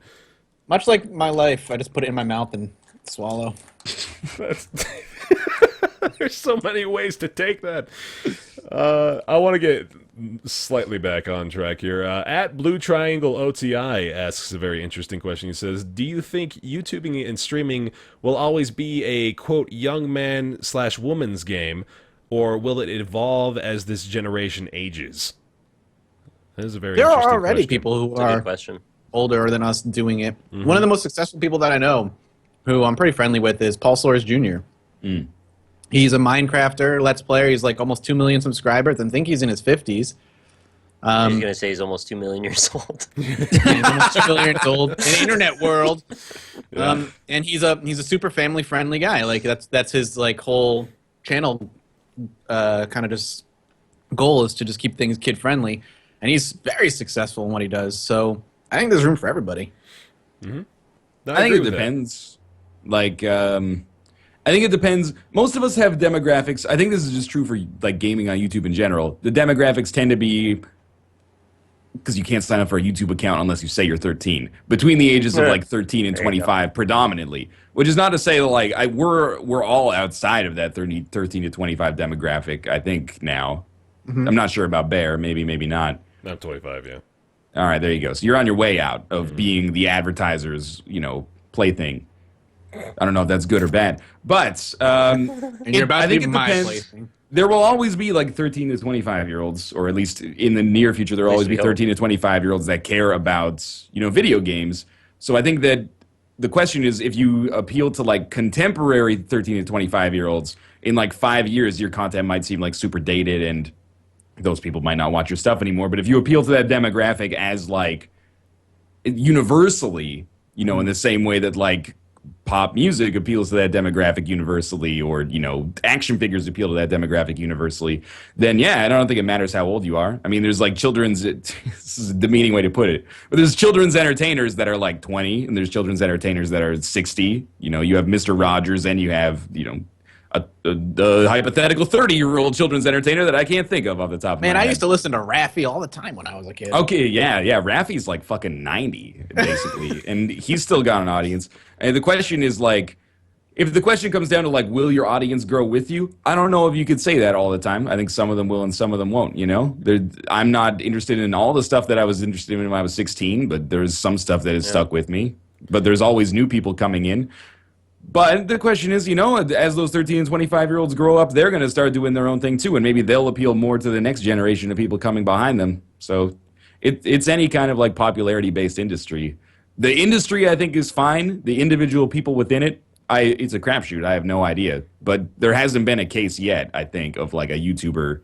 Well, there's been some, like YouTubers losing their popularity over time, but we're still on like a really small time scale, I guess. I think if you just look at our audiences, probably just based on, the last year of data, I'm pretty sure I have a completely different audience from the one that I had last year at this time. Like, Really? Yeah, no, just fans come and go. Like, I'm not saying like people haven't stuck around. I'm just saying like it's just kind of a cycle. And I look at my own experience as a viewer, just to kind of shed some light on this. There's a YouTuber that I used to watch very, very frequently. This is, even outside of gaming stuff. His name is Wheezy Waiter, and he's still, still doing stuff. Like, he's been at it for ever since I was watching him back in, like, 2012 or something like that. And I would watch his videos, like, every day. I would like, look forward to seeing his new video whenever he would put it up. And then one day I just stopped. And I don't really have like an explanation for it. It's just like I just didn't watch him anymore. And I had no problem with what he was doing. It's not like he offended me in some way. It's not like he stopped doing the things I liked. I just didn't watch it anymore.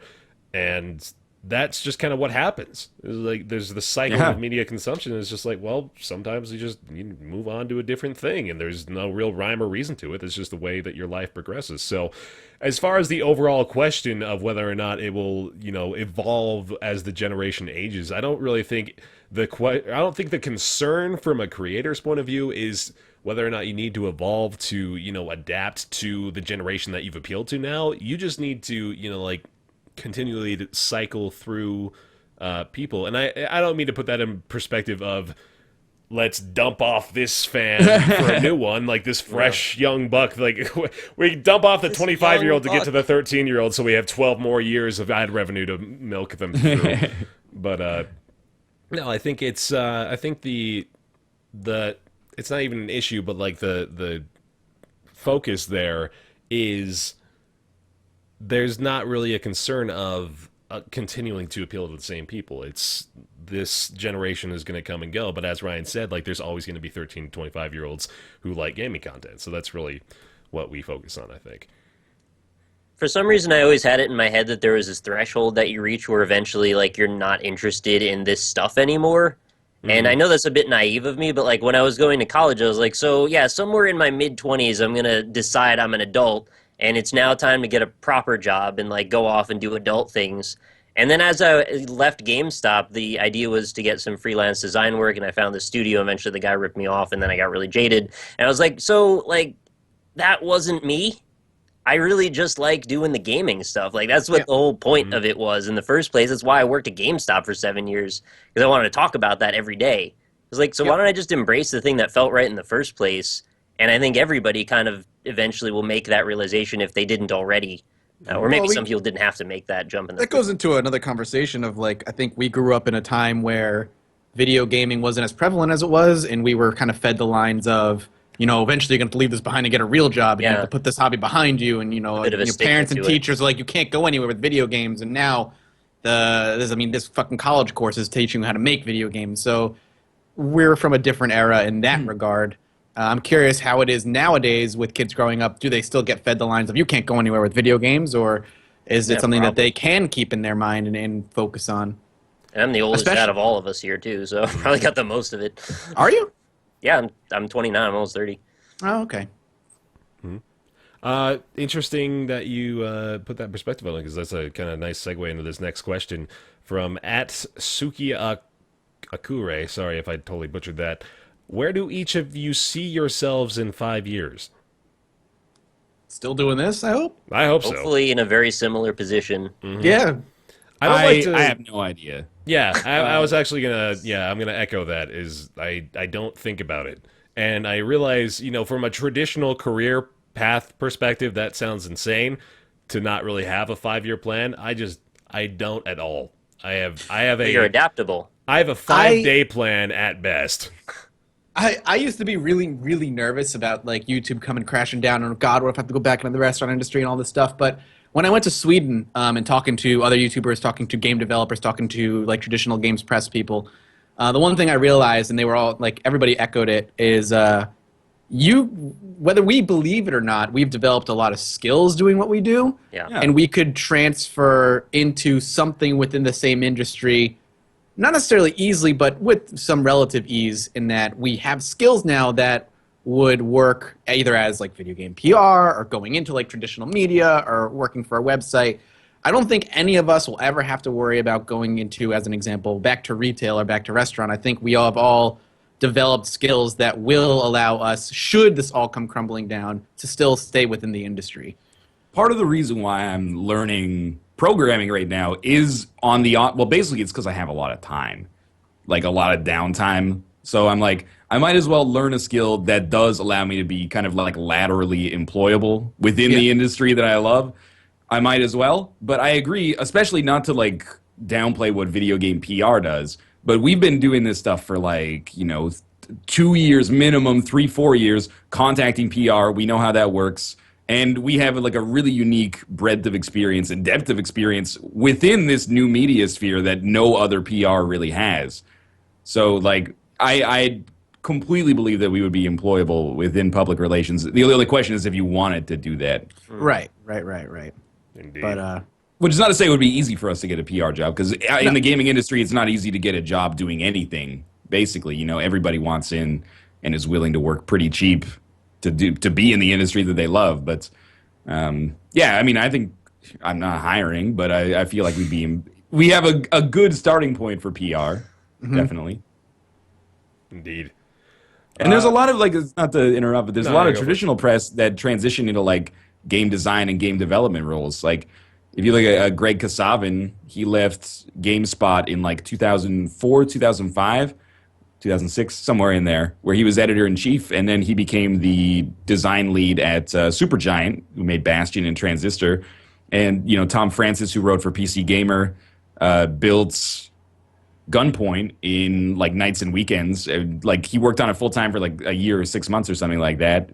Like there's definitely there's pivot points. I don't know if any of us are gonna get hired if shit goes like terrible. If we're gonna get hired as writers or anything like that. Right. That, I don't know about that, but yeah, like I could see it happen. And we've all developed in a pretty incredible amount of contacts as well within the industry, too, which just goes a long way, you know. I think I'm going to try to wrap this up here. I apologize if we didn't get to your question. There were a lot of good questions and a lot of silly ones, but some of them made me laugh a little, so thanks.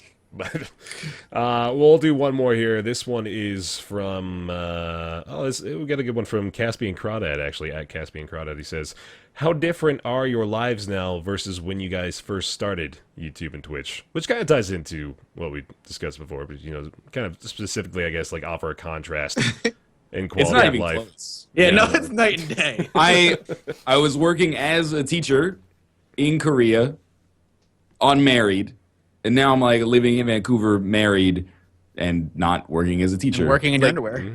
Exactly. It's Well, he was doing that enormous already, but that was not really permitted. That's why I'm not sense. teaching anymore. Yeah. No, but it's like it's an enormous change. Some of that's because of YouTubing, some of it's not because of YouTubing, but it's not even close. I think that's kind of the story for all of us. It's like incredibly different. We're all very, very, very lucky to be in the positions that we are, and I think that's something we think about at least every day.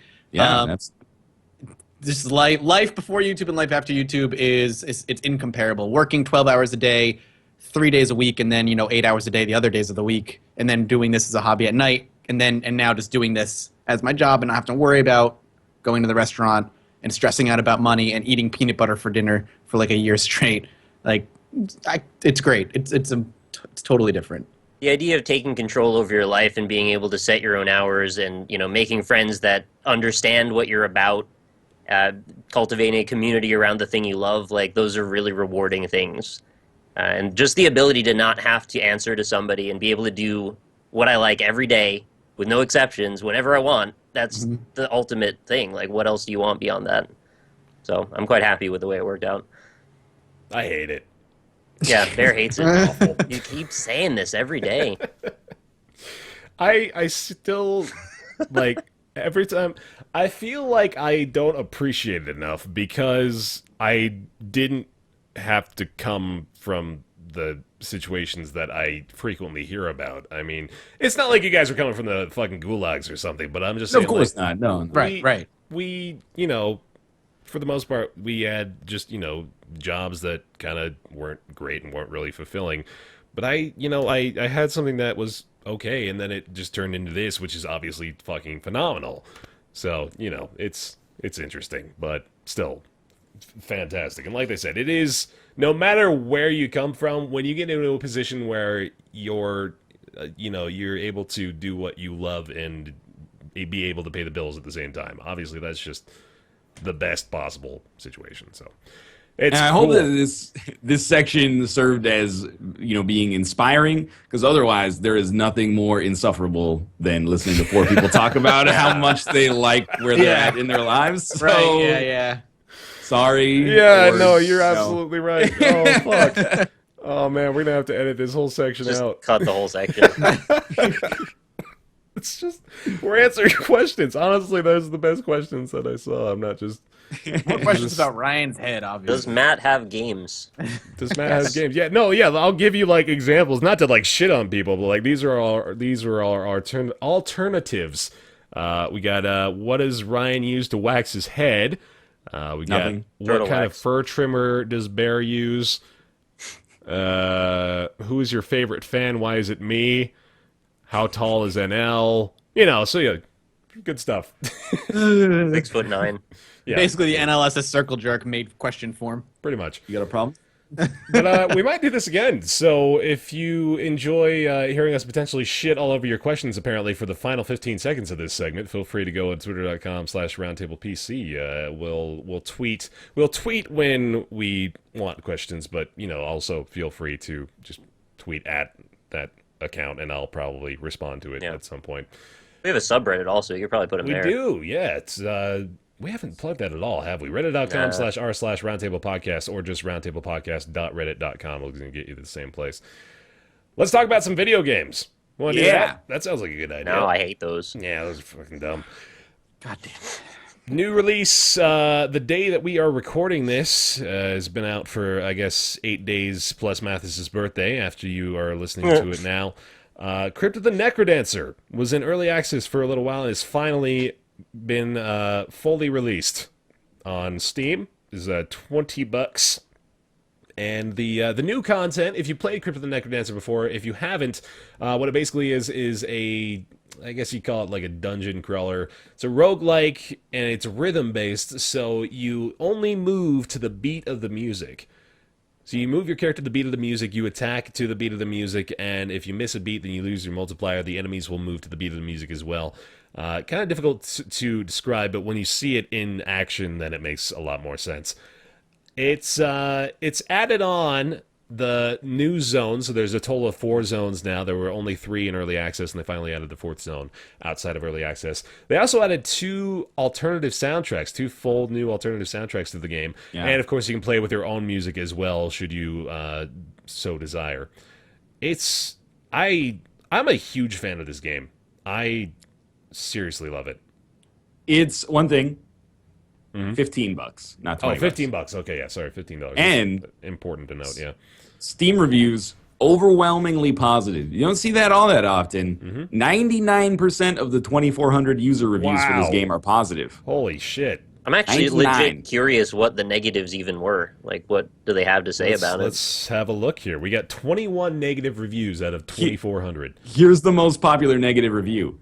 I see a lot of praise for this game, and to be honest, I can see why. So it doesn't seem like it's that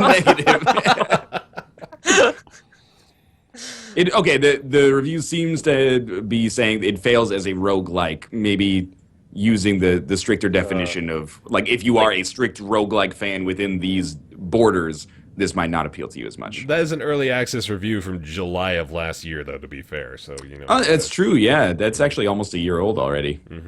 Do they have a split for, like, the early access reviews versus the real reviews? They put a little label on it that says early access review, but, you know, that's still kind of... I don't know, like, I feel like you maybe should they partition them away, like, hide them under something so you have to click to get back to them. Yeah, maybe. I don't know. I guess that's kind of, you know, the risk you run of putting your game up on early access is you let people review it in that state.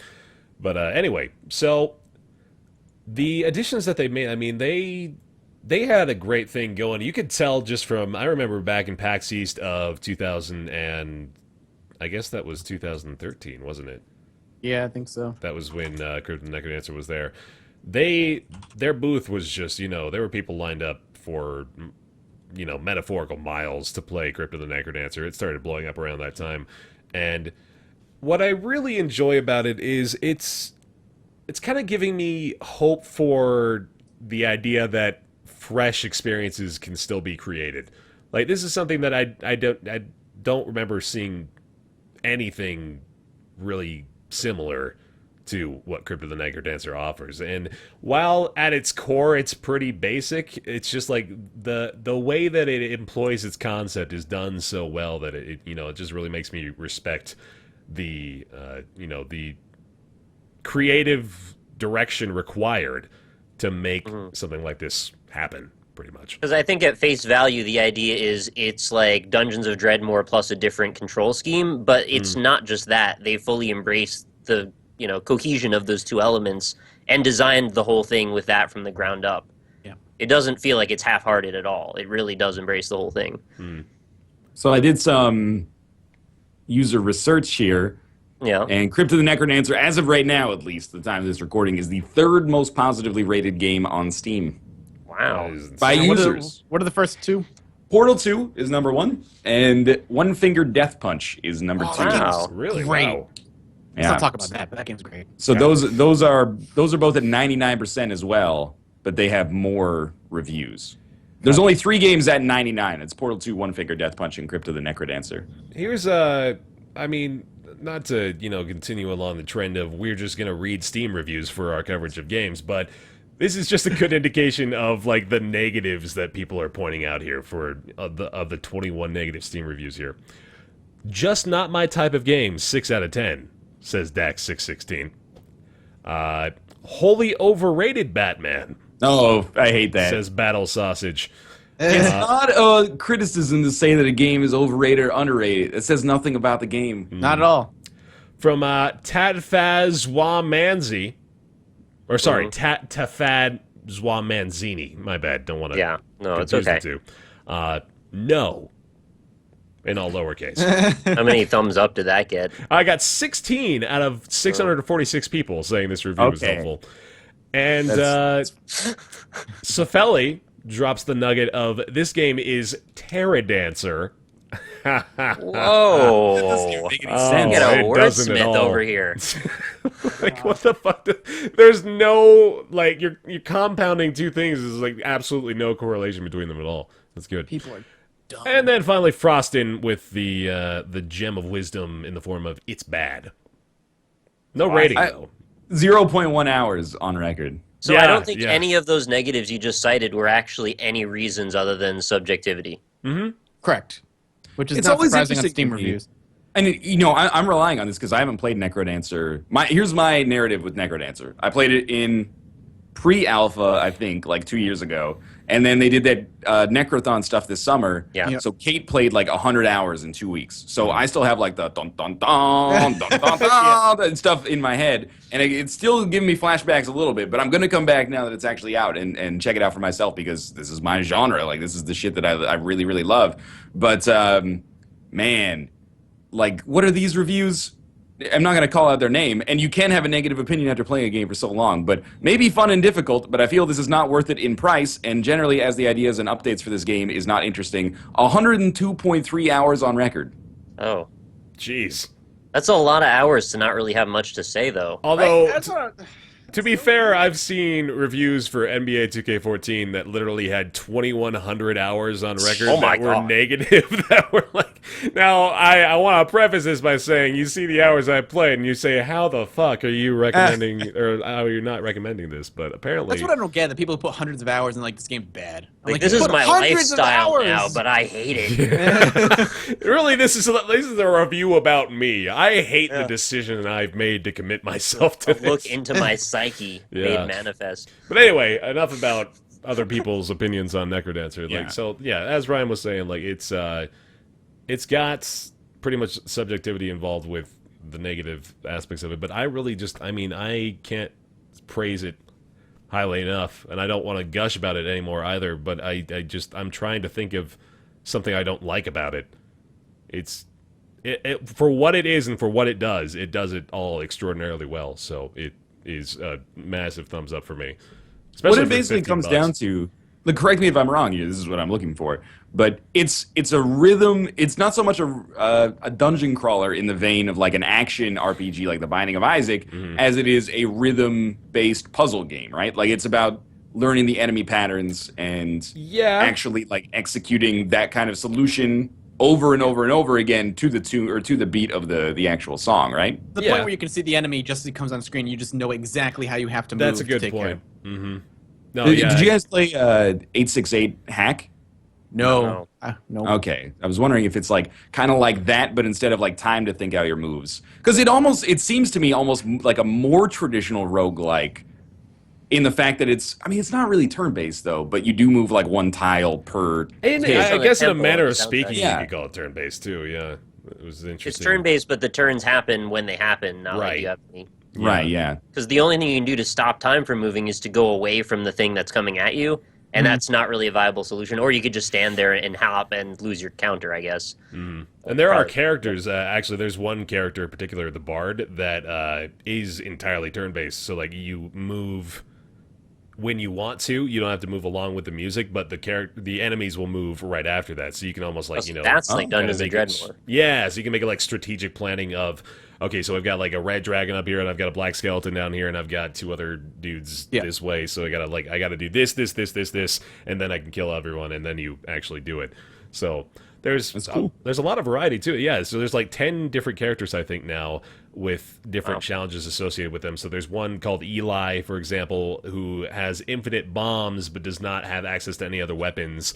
So you have the ability to just lay bombs and like toss bombs with his little shovel hand. Dude's got a shovel for a hand. It's pretty badass.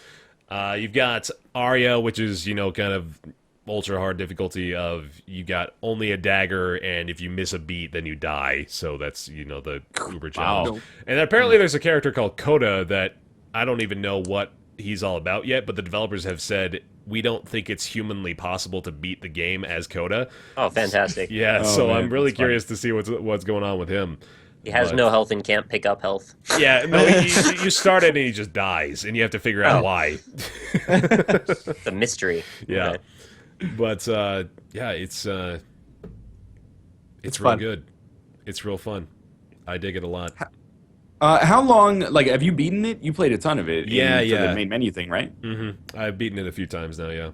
How long does the average run end up being? Because for me, that's a huge thing with these games, is I cannot get myself to continue a game. Mm-hmm. So if I can't beat it in one session, the odds of me coming back to it are super low to finish the session later.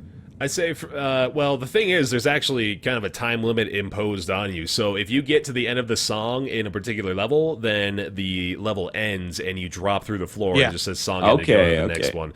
So there's kind of a hard cap place for that. But I'd say just in general, you can expect, if you're getting through the entire game, probably 30 to 45 minutes would be a good... Yeah, totally it's perfect. normal. Yeah. Yep.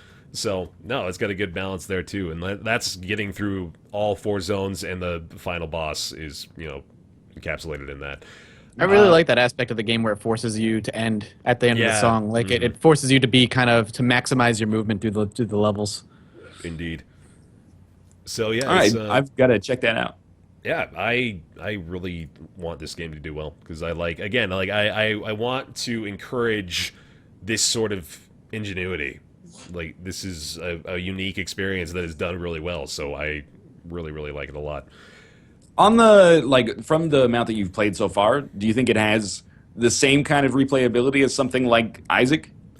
No, I don't think so. I think the character variety is really good for that. I think Isaac has the appeal of there's so much that can happen in so many different ways.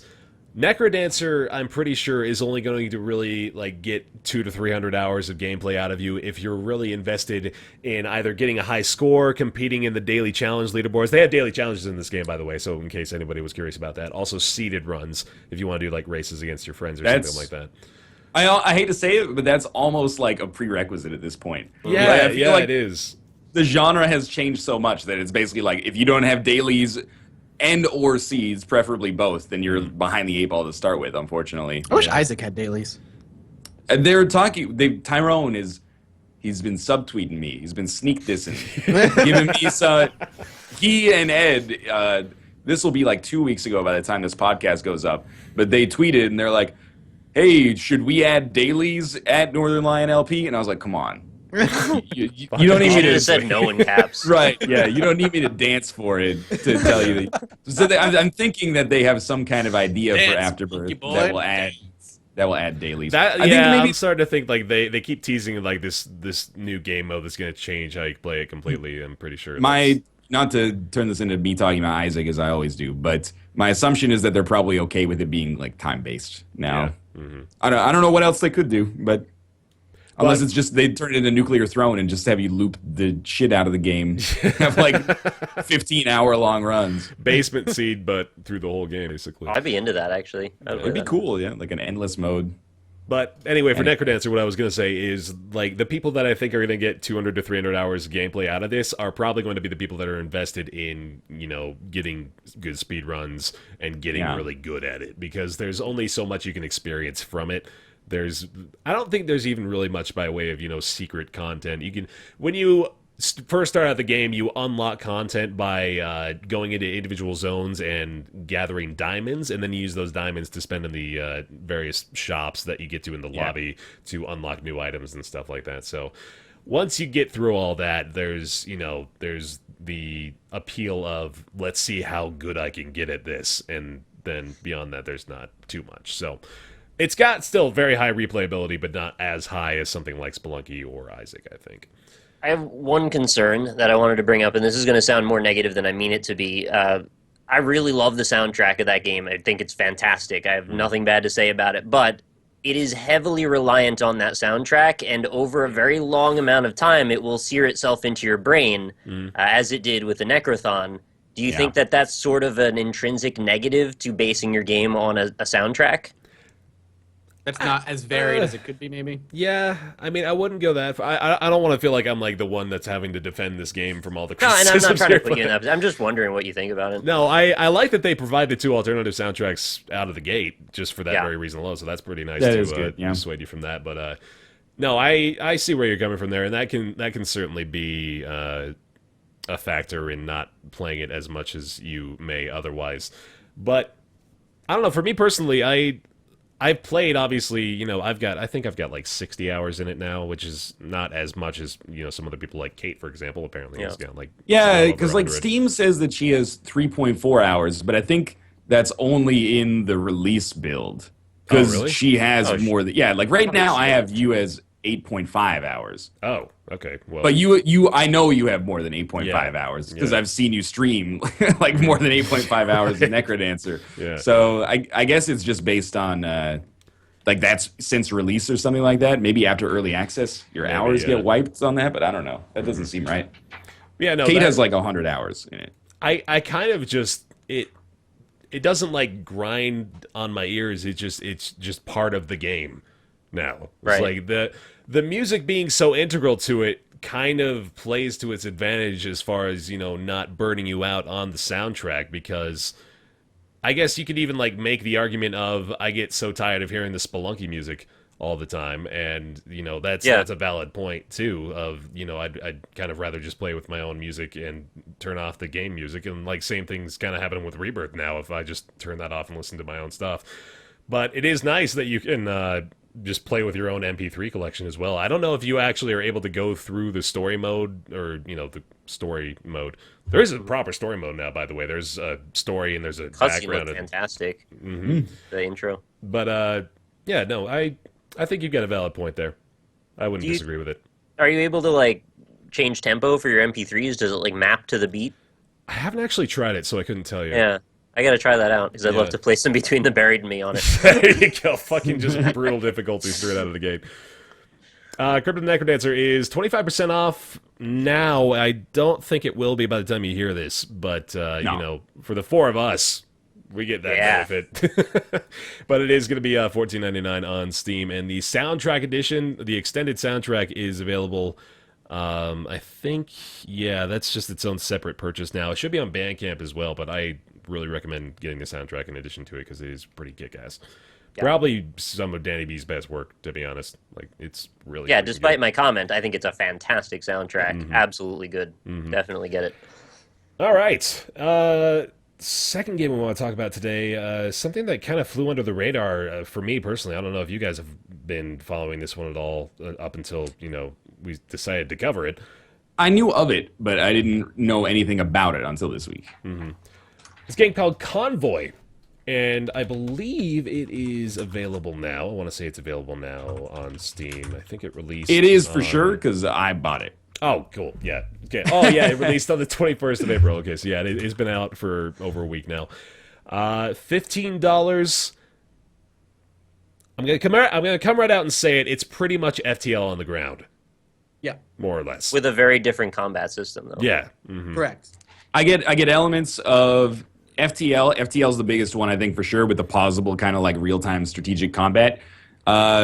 Sunless Sea kind of led the way you navigate in like freeform. FTL, you're kind of on like a track that pulls you towards the end. You can kind of like make your own pace, I guess, in Convoy. And like the map screen and kind of the setting reminds me a lot of Neo Scavenger. And Mad Max is pulling a lot of that, or a lot of people are saying Mad Max for that as well, which is totally fair. Even the developer actually says we, inspired by Mad Max and FTL, so they wear their inspirations on their sleeves. There's nothing wrong with that. So the game consists of you manning I forget what they call it. It's like, well, I guess it's literally a convoy. MCV, that's the word that they use. And you can't actually control your main vessel, which is a very interesting part of it, outside of utilizing some of the weaponry that you can buy and attach to it. But what you are primarily concerned with is manning the 2 or more vehicles that come with your MCV as part of that convoy. So the combat itself consists of you controlling those vehicles, moving them around and assigning them targets, and then of course you can utilize the weapons and the additional abilities, as I mentioned before, attached to your main vessel.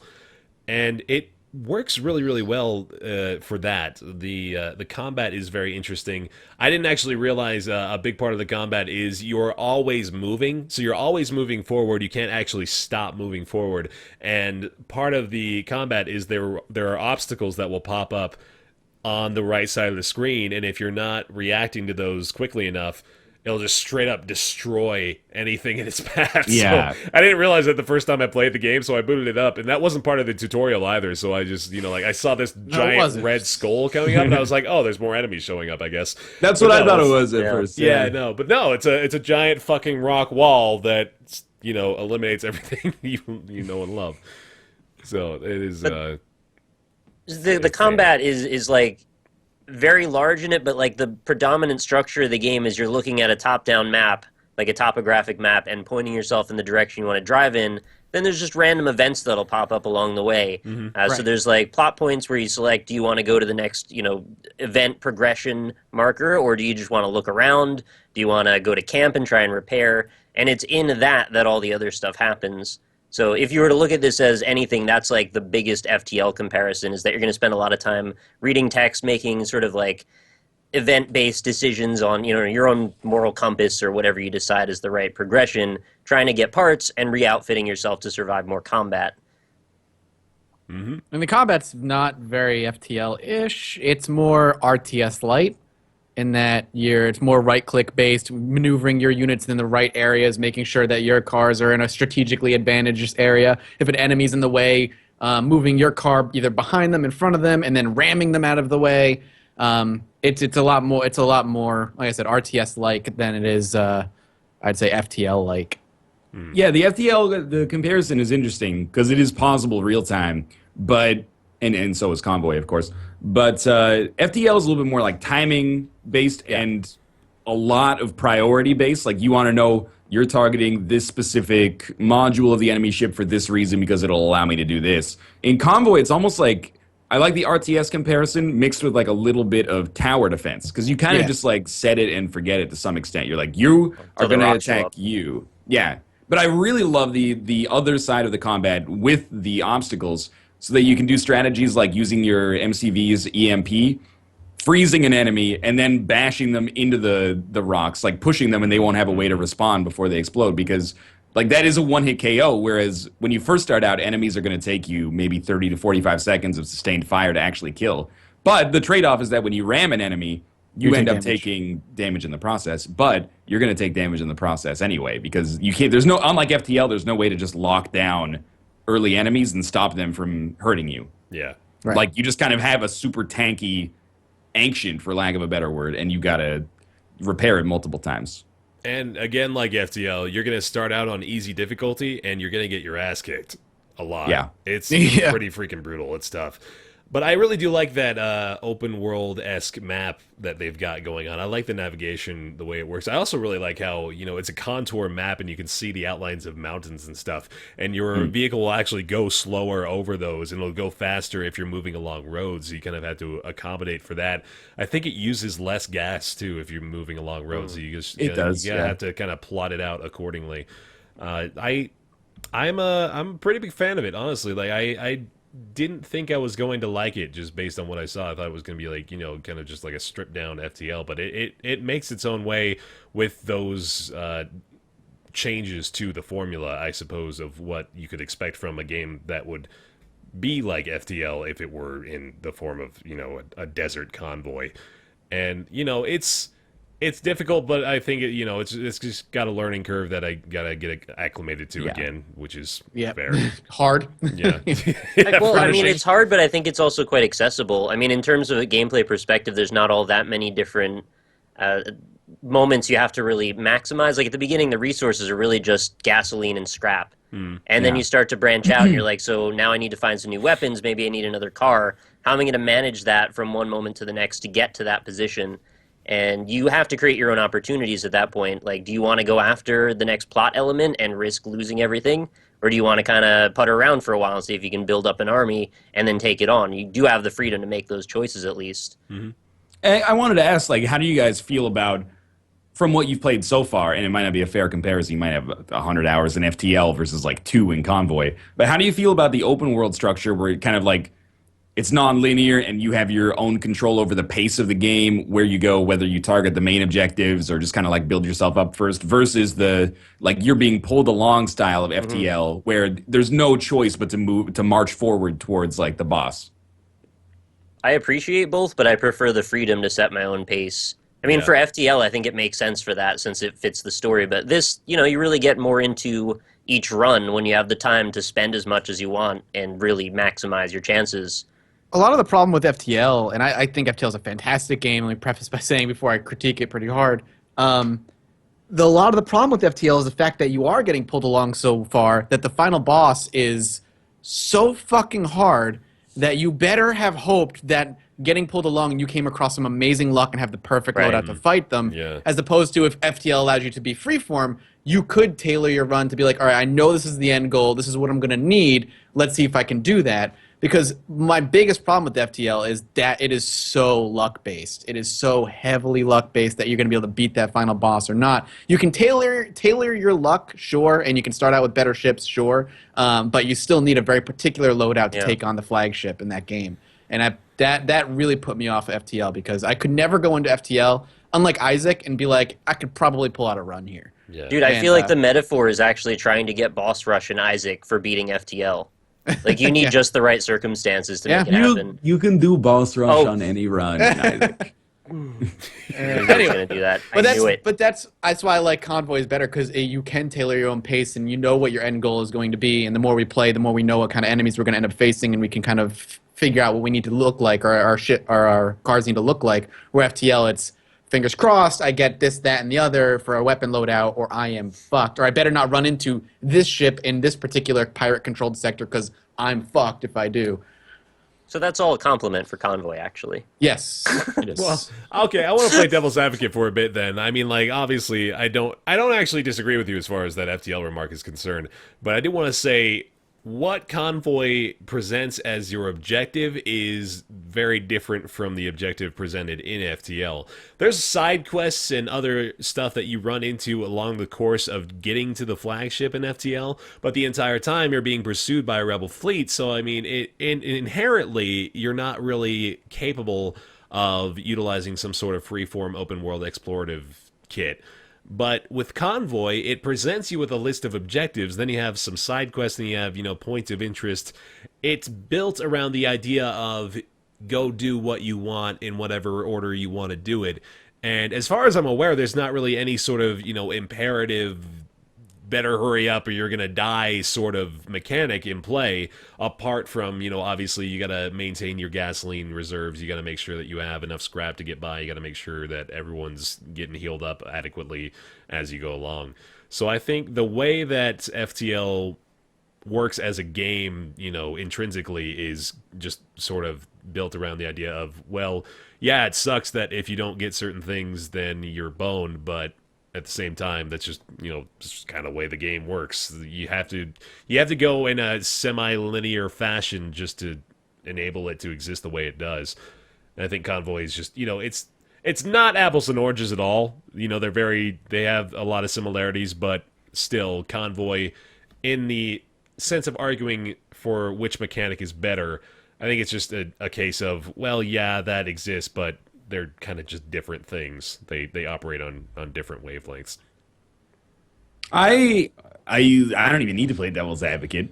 I actually prefer the style of FTL, to be honest with you. But I understand that that's a personal difference. For me, it's kind of like I really like linear games. And I know that, like, I resented that over the past few years, maybe less so now, but, there was a period where linear was used as, like, a genuine insult to games. Like non-linear open world is like the ideal that all games should aspire to. But for me, it's like I like having a focused experience where like I know where to go and like what's expected of me and where I should be at like this signpost and this signpost and this signpost. So for me personally, I actually kind of dislike the open world roaming structure because I kind of find if you give me that many options, I end up just pursuing the main objectives right off the bat because I don't really have a barometer of where I'm supposed to be. But I understand that that's not for everybody either. And there is that element in FTL, which is basically like, you know by Sector 5 if you've got a good shot or if you're probably fucked. Yeah. But, you know, I prefer that to like, well, I might be screwed, but if I spend like 2 hours farming stuff, maybe I can win on this run. Like, because my tendency at that point is to be like, well, I don't want to spend 2 hours farming stuff. I'll just start like another run and try to get stacked quickly. Yeah, it's very good, I think. I had an enjoyable experience with Convoy, and yeah, I think you know probably what you're getting into as far as the difficulty curve and the overall gameplay experience is concerned. They kind of come right out and say it again. It's like it's got a lot of inspirations from FTL. It's got a lot of similarities, but the gameplay is much different from FTL than I anticipated going in, based on what I could see. I mean, like, you look at some of these screenshots and you think to yourself, like, this is like straight up like a clone, but no, It's not. No, it's not at all. It really isn't. It holds its own for sure, and I think at $15 it's worth it. So I'm gonna give it the good old thumbs up as well. Yeah, I would too. $15. Sorry. Like FTL, I think this would work awesome if there was a mobile port. Yeah. Like all this possible real-time stuff, I would love to play it on iPad while traveling or something like that. I don't know how feasible that's going to be, but the FTL travel, well, that's not travel edition, but the mobile edition of FTL, there wasn't like small spaceships like magnetically sealed to the board. Right. But I whiled away many a long flight playing the FTL iPad version, and it was awesome. I would do the same with Convoy for sure. It's one of those games that for me, once it loses its luster, but once I kind of lose my enthusiasm for it just due to playing it for 5, 6, 7 hours, it's going to be hard to motivate me to probably play it at my PC. But while traveling, I would play the crap out of it. I think if you released it for like $5 on iPad, it would be a really attractive purchase. But hey, congrats on releasing your game. Just go, port it to Apple now. I'll never be satisfied. Yeah, exactly. I can tell you definitively the one thing that's, making me hesitant on doing a series on this game is the fact that I know that people are going to be shitting on me for not being perfect at it the second time I play the game. So that literally was the case for me the second time I played. So I also like that in tone you can just be like straight up ruthless. Like FTL kind of it has an element that you're the good guys. Like all the moral decisions they give you are at worst ambiguous. Yeah. Like they'd be like, "There's a pirate stuck in the rocks," and you're like, "I hate pirates. I'm gonna blow them up," and then you get some loot or you don't. This is like you find a man at the side of the road. Do you want to like ask what his problem is, shoot him and take his stuff, or just keep driving? And you sometimes you shoot him and it's just like, yeah, you shoot him and then it's like you shot him. Like, you didn't even get anything. Just like, wow, you must be a dick. I kind of like that it goes to that dark element. Yeah, we were wondering if that would manifest later in the story, like that these decisions we were making would somehow add up as negative karma toward us or something, or if it's just, irrelevant and it's for our own character. right. Yeah, it would be cool if there was some kind of, I don't know, like a good ending or a bad ending. Did you guys find the safe, by the way? No. No? You never found the safe? I found a safe in the middle of the desert, just out of nowhere. It was like, hey, something blew up, and all of a sudden there's a safe here. You have the code? Try to put it in. Oh, Nope. man. Oh, I tried 1, 2, 3, 4, of course, because naturally that would be what you do. Yeah. And then one of my vehicles was destroyed by the ensuing explosion from Oh, man. fail safe on the tripwire. But anyway, Convoy, $15 available on Steam right now. Thumbs up across the board, I think. I like it. Mm-hmm. And that is, we did want to, kind of briefly mention Kerbal Space Program, the program space program. Kerbal Play Program. Yeah, it's out. It's available. Yeah, That was Build rockets. I Go mean, to we all know space. Kerbal Space Program. I think at this we, point. I think we're all pretty familiar with Kerbal Space Program.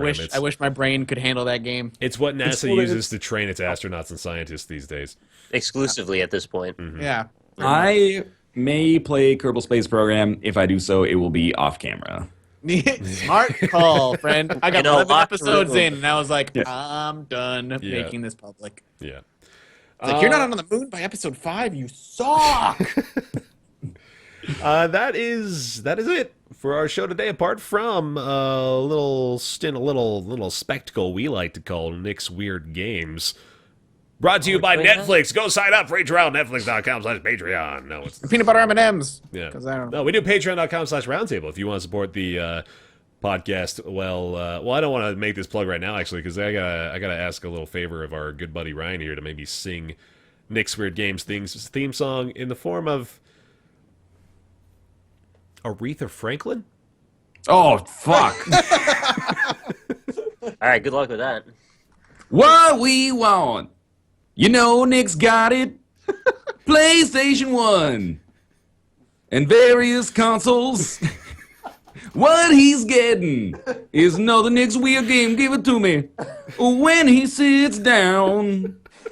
Nick's Weird Games, and Nick's Weird Games, and Nick's Weird Games, and Nick's Weird Games, and Nick's Weird Games. It's very difficult to Can't wait for the enunciate remix for that one. Oh shit! Oh my god, the Dr. Dre remix from last one. Oh, I that don't know was if you saw the filthy, pretty good. man. We Yeah, gotta it's give a really big shout good. out to that. He's been posting those to NLS's Circle Jerk and to the Roundtable podcast subreddit. Yeah, so definitely worth checking those out. Thanks for making it easy on me, by the Yeah, way. you bet. I'm pushing your limits, man. I want you to expand as an artist. I think I'm more interested in the intros than the games at this point. All right, so this is one that I'm going to guess you probably have heard of as well, because it's a little bit infamous at this point, but it's a PlayStation 2 Final Fantasy game. 7. It's a PlayStation 2 game. Final Fantasy VIII. Oh, yeah. Love Rez. All right, We got this Rez. is Rez. Yeah. This is a musical synesthesia experience where you proceed sort of Star Fox style down a corridor and you shoot at stuff.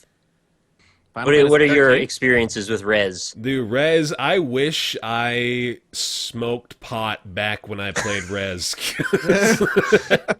That would have been amazing. If you're ever going to play a game and recreationally consume marijuana, this is the one to do it with, because Rez is I a trip. lived with a guy who smoked a lot of pot and played a little bit of Rez. Mm-hmm. So I am thinking that he was probably on the same wavelength. When did this come there. out? This was like 2003, I think? Or Seems like the right era, sure. Yeah, so the back it of the was- box says 2001, but I don't know. There was Didn't they the make, an Xbox? Yeah, Yeah, they made like there's another an one for like the XBLA. Kinect.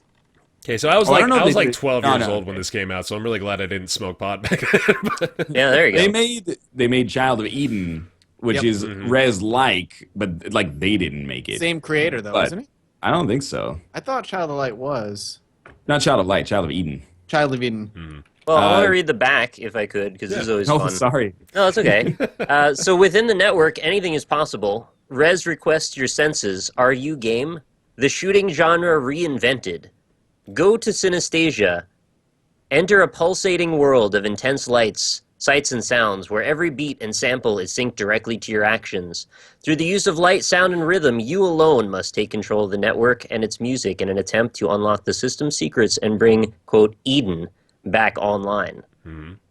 How sweet is that? I think they even made a vibrator that went along with this game in Japan. Oh, I'm sure they Yeah. did. Yeah, absolutely. Same developer. So you Same get developer. orgasm to this game. All right. I remember they tried to market this as a shooter back when it was coming out. Like that was a really interesting perspective they put on it. Like they were trying to aim at like the I don't know, like the quote unquote hardcore audience of you thought shooting zombies and army men was cool. Wait until you shoot music and Eden and The developer for network. this game is they did like all music games. Like they did all the Luminous games. I love They did, Lumines. They're Yeah. so good. Child of Eden. They did obviously Rez.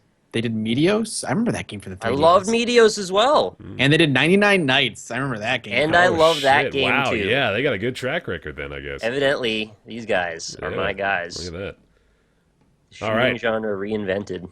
Rez. That was I like that game a lot, man. That was a good It's a game we can all relate on for once. Yeah, because we're all potheads. It's not a seaman. It's not really my thing, but I respect the place it has in the Do industry. you really? Okay, good. Mostly, yeah. You don't have to flatter us, man. I don't really like audio surf either. I don't even really like audio surf, but I like res a lot. You like frequency and amplitude, though. I do like those two. I really like frequency and amplitude, yeah. I like some music games. Because those games have classic American values like high scores. Wow. It's not about the experience; it's about the reward at the end. Well, I am contractually obliged to say this. Thank you very much for watching this episode of the Roundtable Podcast. I've got to remind you, luck is a skill you have to learn. I always forget if it's learn or earn. It's probably both, honestly. Yeah, Or you gotta learn. earn it and learn it. We want to say a big thank you to our Patreon supporters for this episode. If you want to support the podcast, you can go to patreon.com/roundtable. Give us $1 a month. Just $1. Really. Like, that would be... Give us all your money. Or that. I mean, like, you can give us $1. You can give us $100. You can give us... Your yearly salary of You can get- $50,000. You can get Don't give stuff. us your yearly salary. That'll be uncomfortable. Like, Get for stuff 1 for month to get $100. rid of Mathas, if you really want to go that route, then feel free. But we want to sincerely thank all of you that have done so, and especially those who have supported at the $5 tier and above, and we're going to say their names right now. And they include Max Billin, Christopher Flagg, Cataby, Casey, EP Diablo, definitely maybe not Kevin, Alexander definitely. Spillman, Jonathan Graham, Jeff Rush. I am reading, Mathas. You shut your mouth. Robert, Wow. David Bradley, Matt, Julian Avelsgaard, Hired Help, Caspian Crawdad, Kevin Birkland, Connor Littlewood, Rumble Muffin, Maximilian Messerschmidt, Simmerfet, Logan Ray, Ignacio 0891, A1 Base, Full Grown Gaming, Mr. Scribe Monkey, Christopher Kuo, Will Vander Kooy, Hunter DeLacy, Brandon Bennett, Dan OIC Mudkips, Simon Iryala, Demius Gibonis, Christopher Farmer, Garju, Batman 9502, Kaj, Starcopper, Eroticals, Vandervet, whose first name I still don't say, and I'm very surprised that he sticks around despite my incompetence. Grace Card, Peter R., Thomas Cashman, Michael Gilbert, Zachary A., Unix388, Sebastian Iorga, John Morrison, Michael Gray, Justin Positron, Bristlebrip, Saint City Riot, Scott Colin, Urbane J, Muskif DP, Jesse Warburton, Chris Hauer, Jonathan Collins, Dino T. Mora, Levi Robertson, Pile of Bunnies, Solon Carter, Modest Ponin, Dragon Slayer Doppelganger, Rihanna, J. Kyle Pittman, Fred Durst, lots of really big names showing up here in the $5 tier.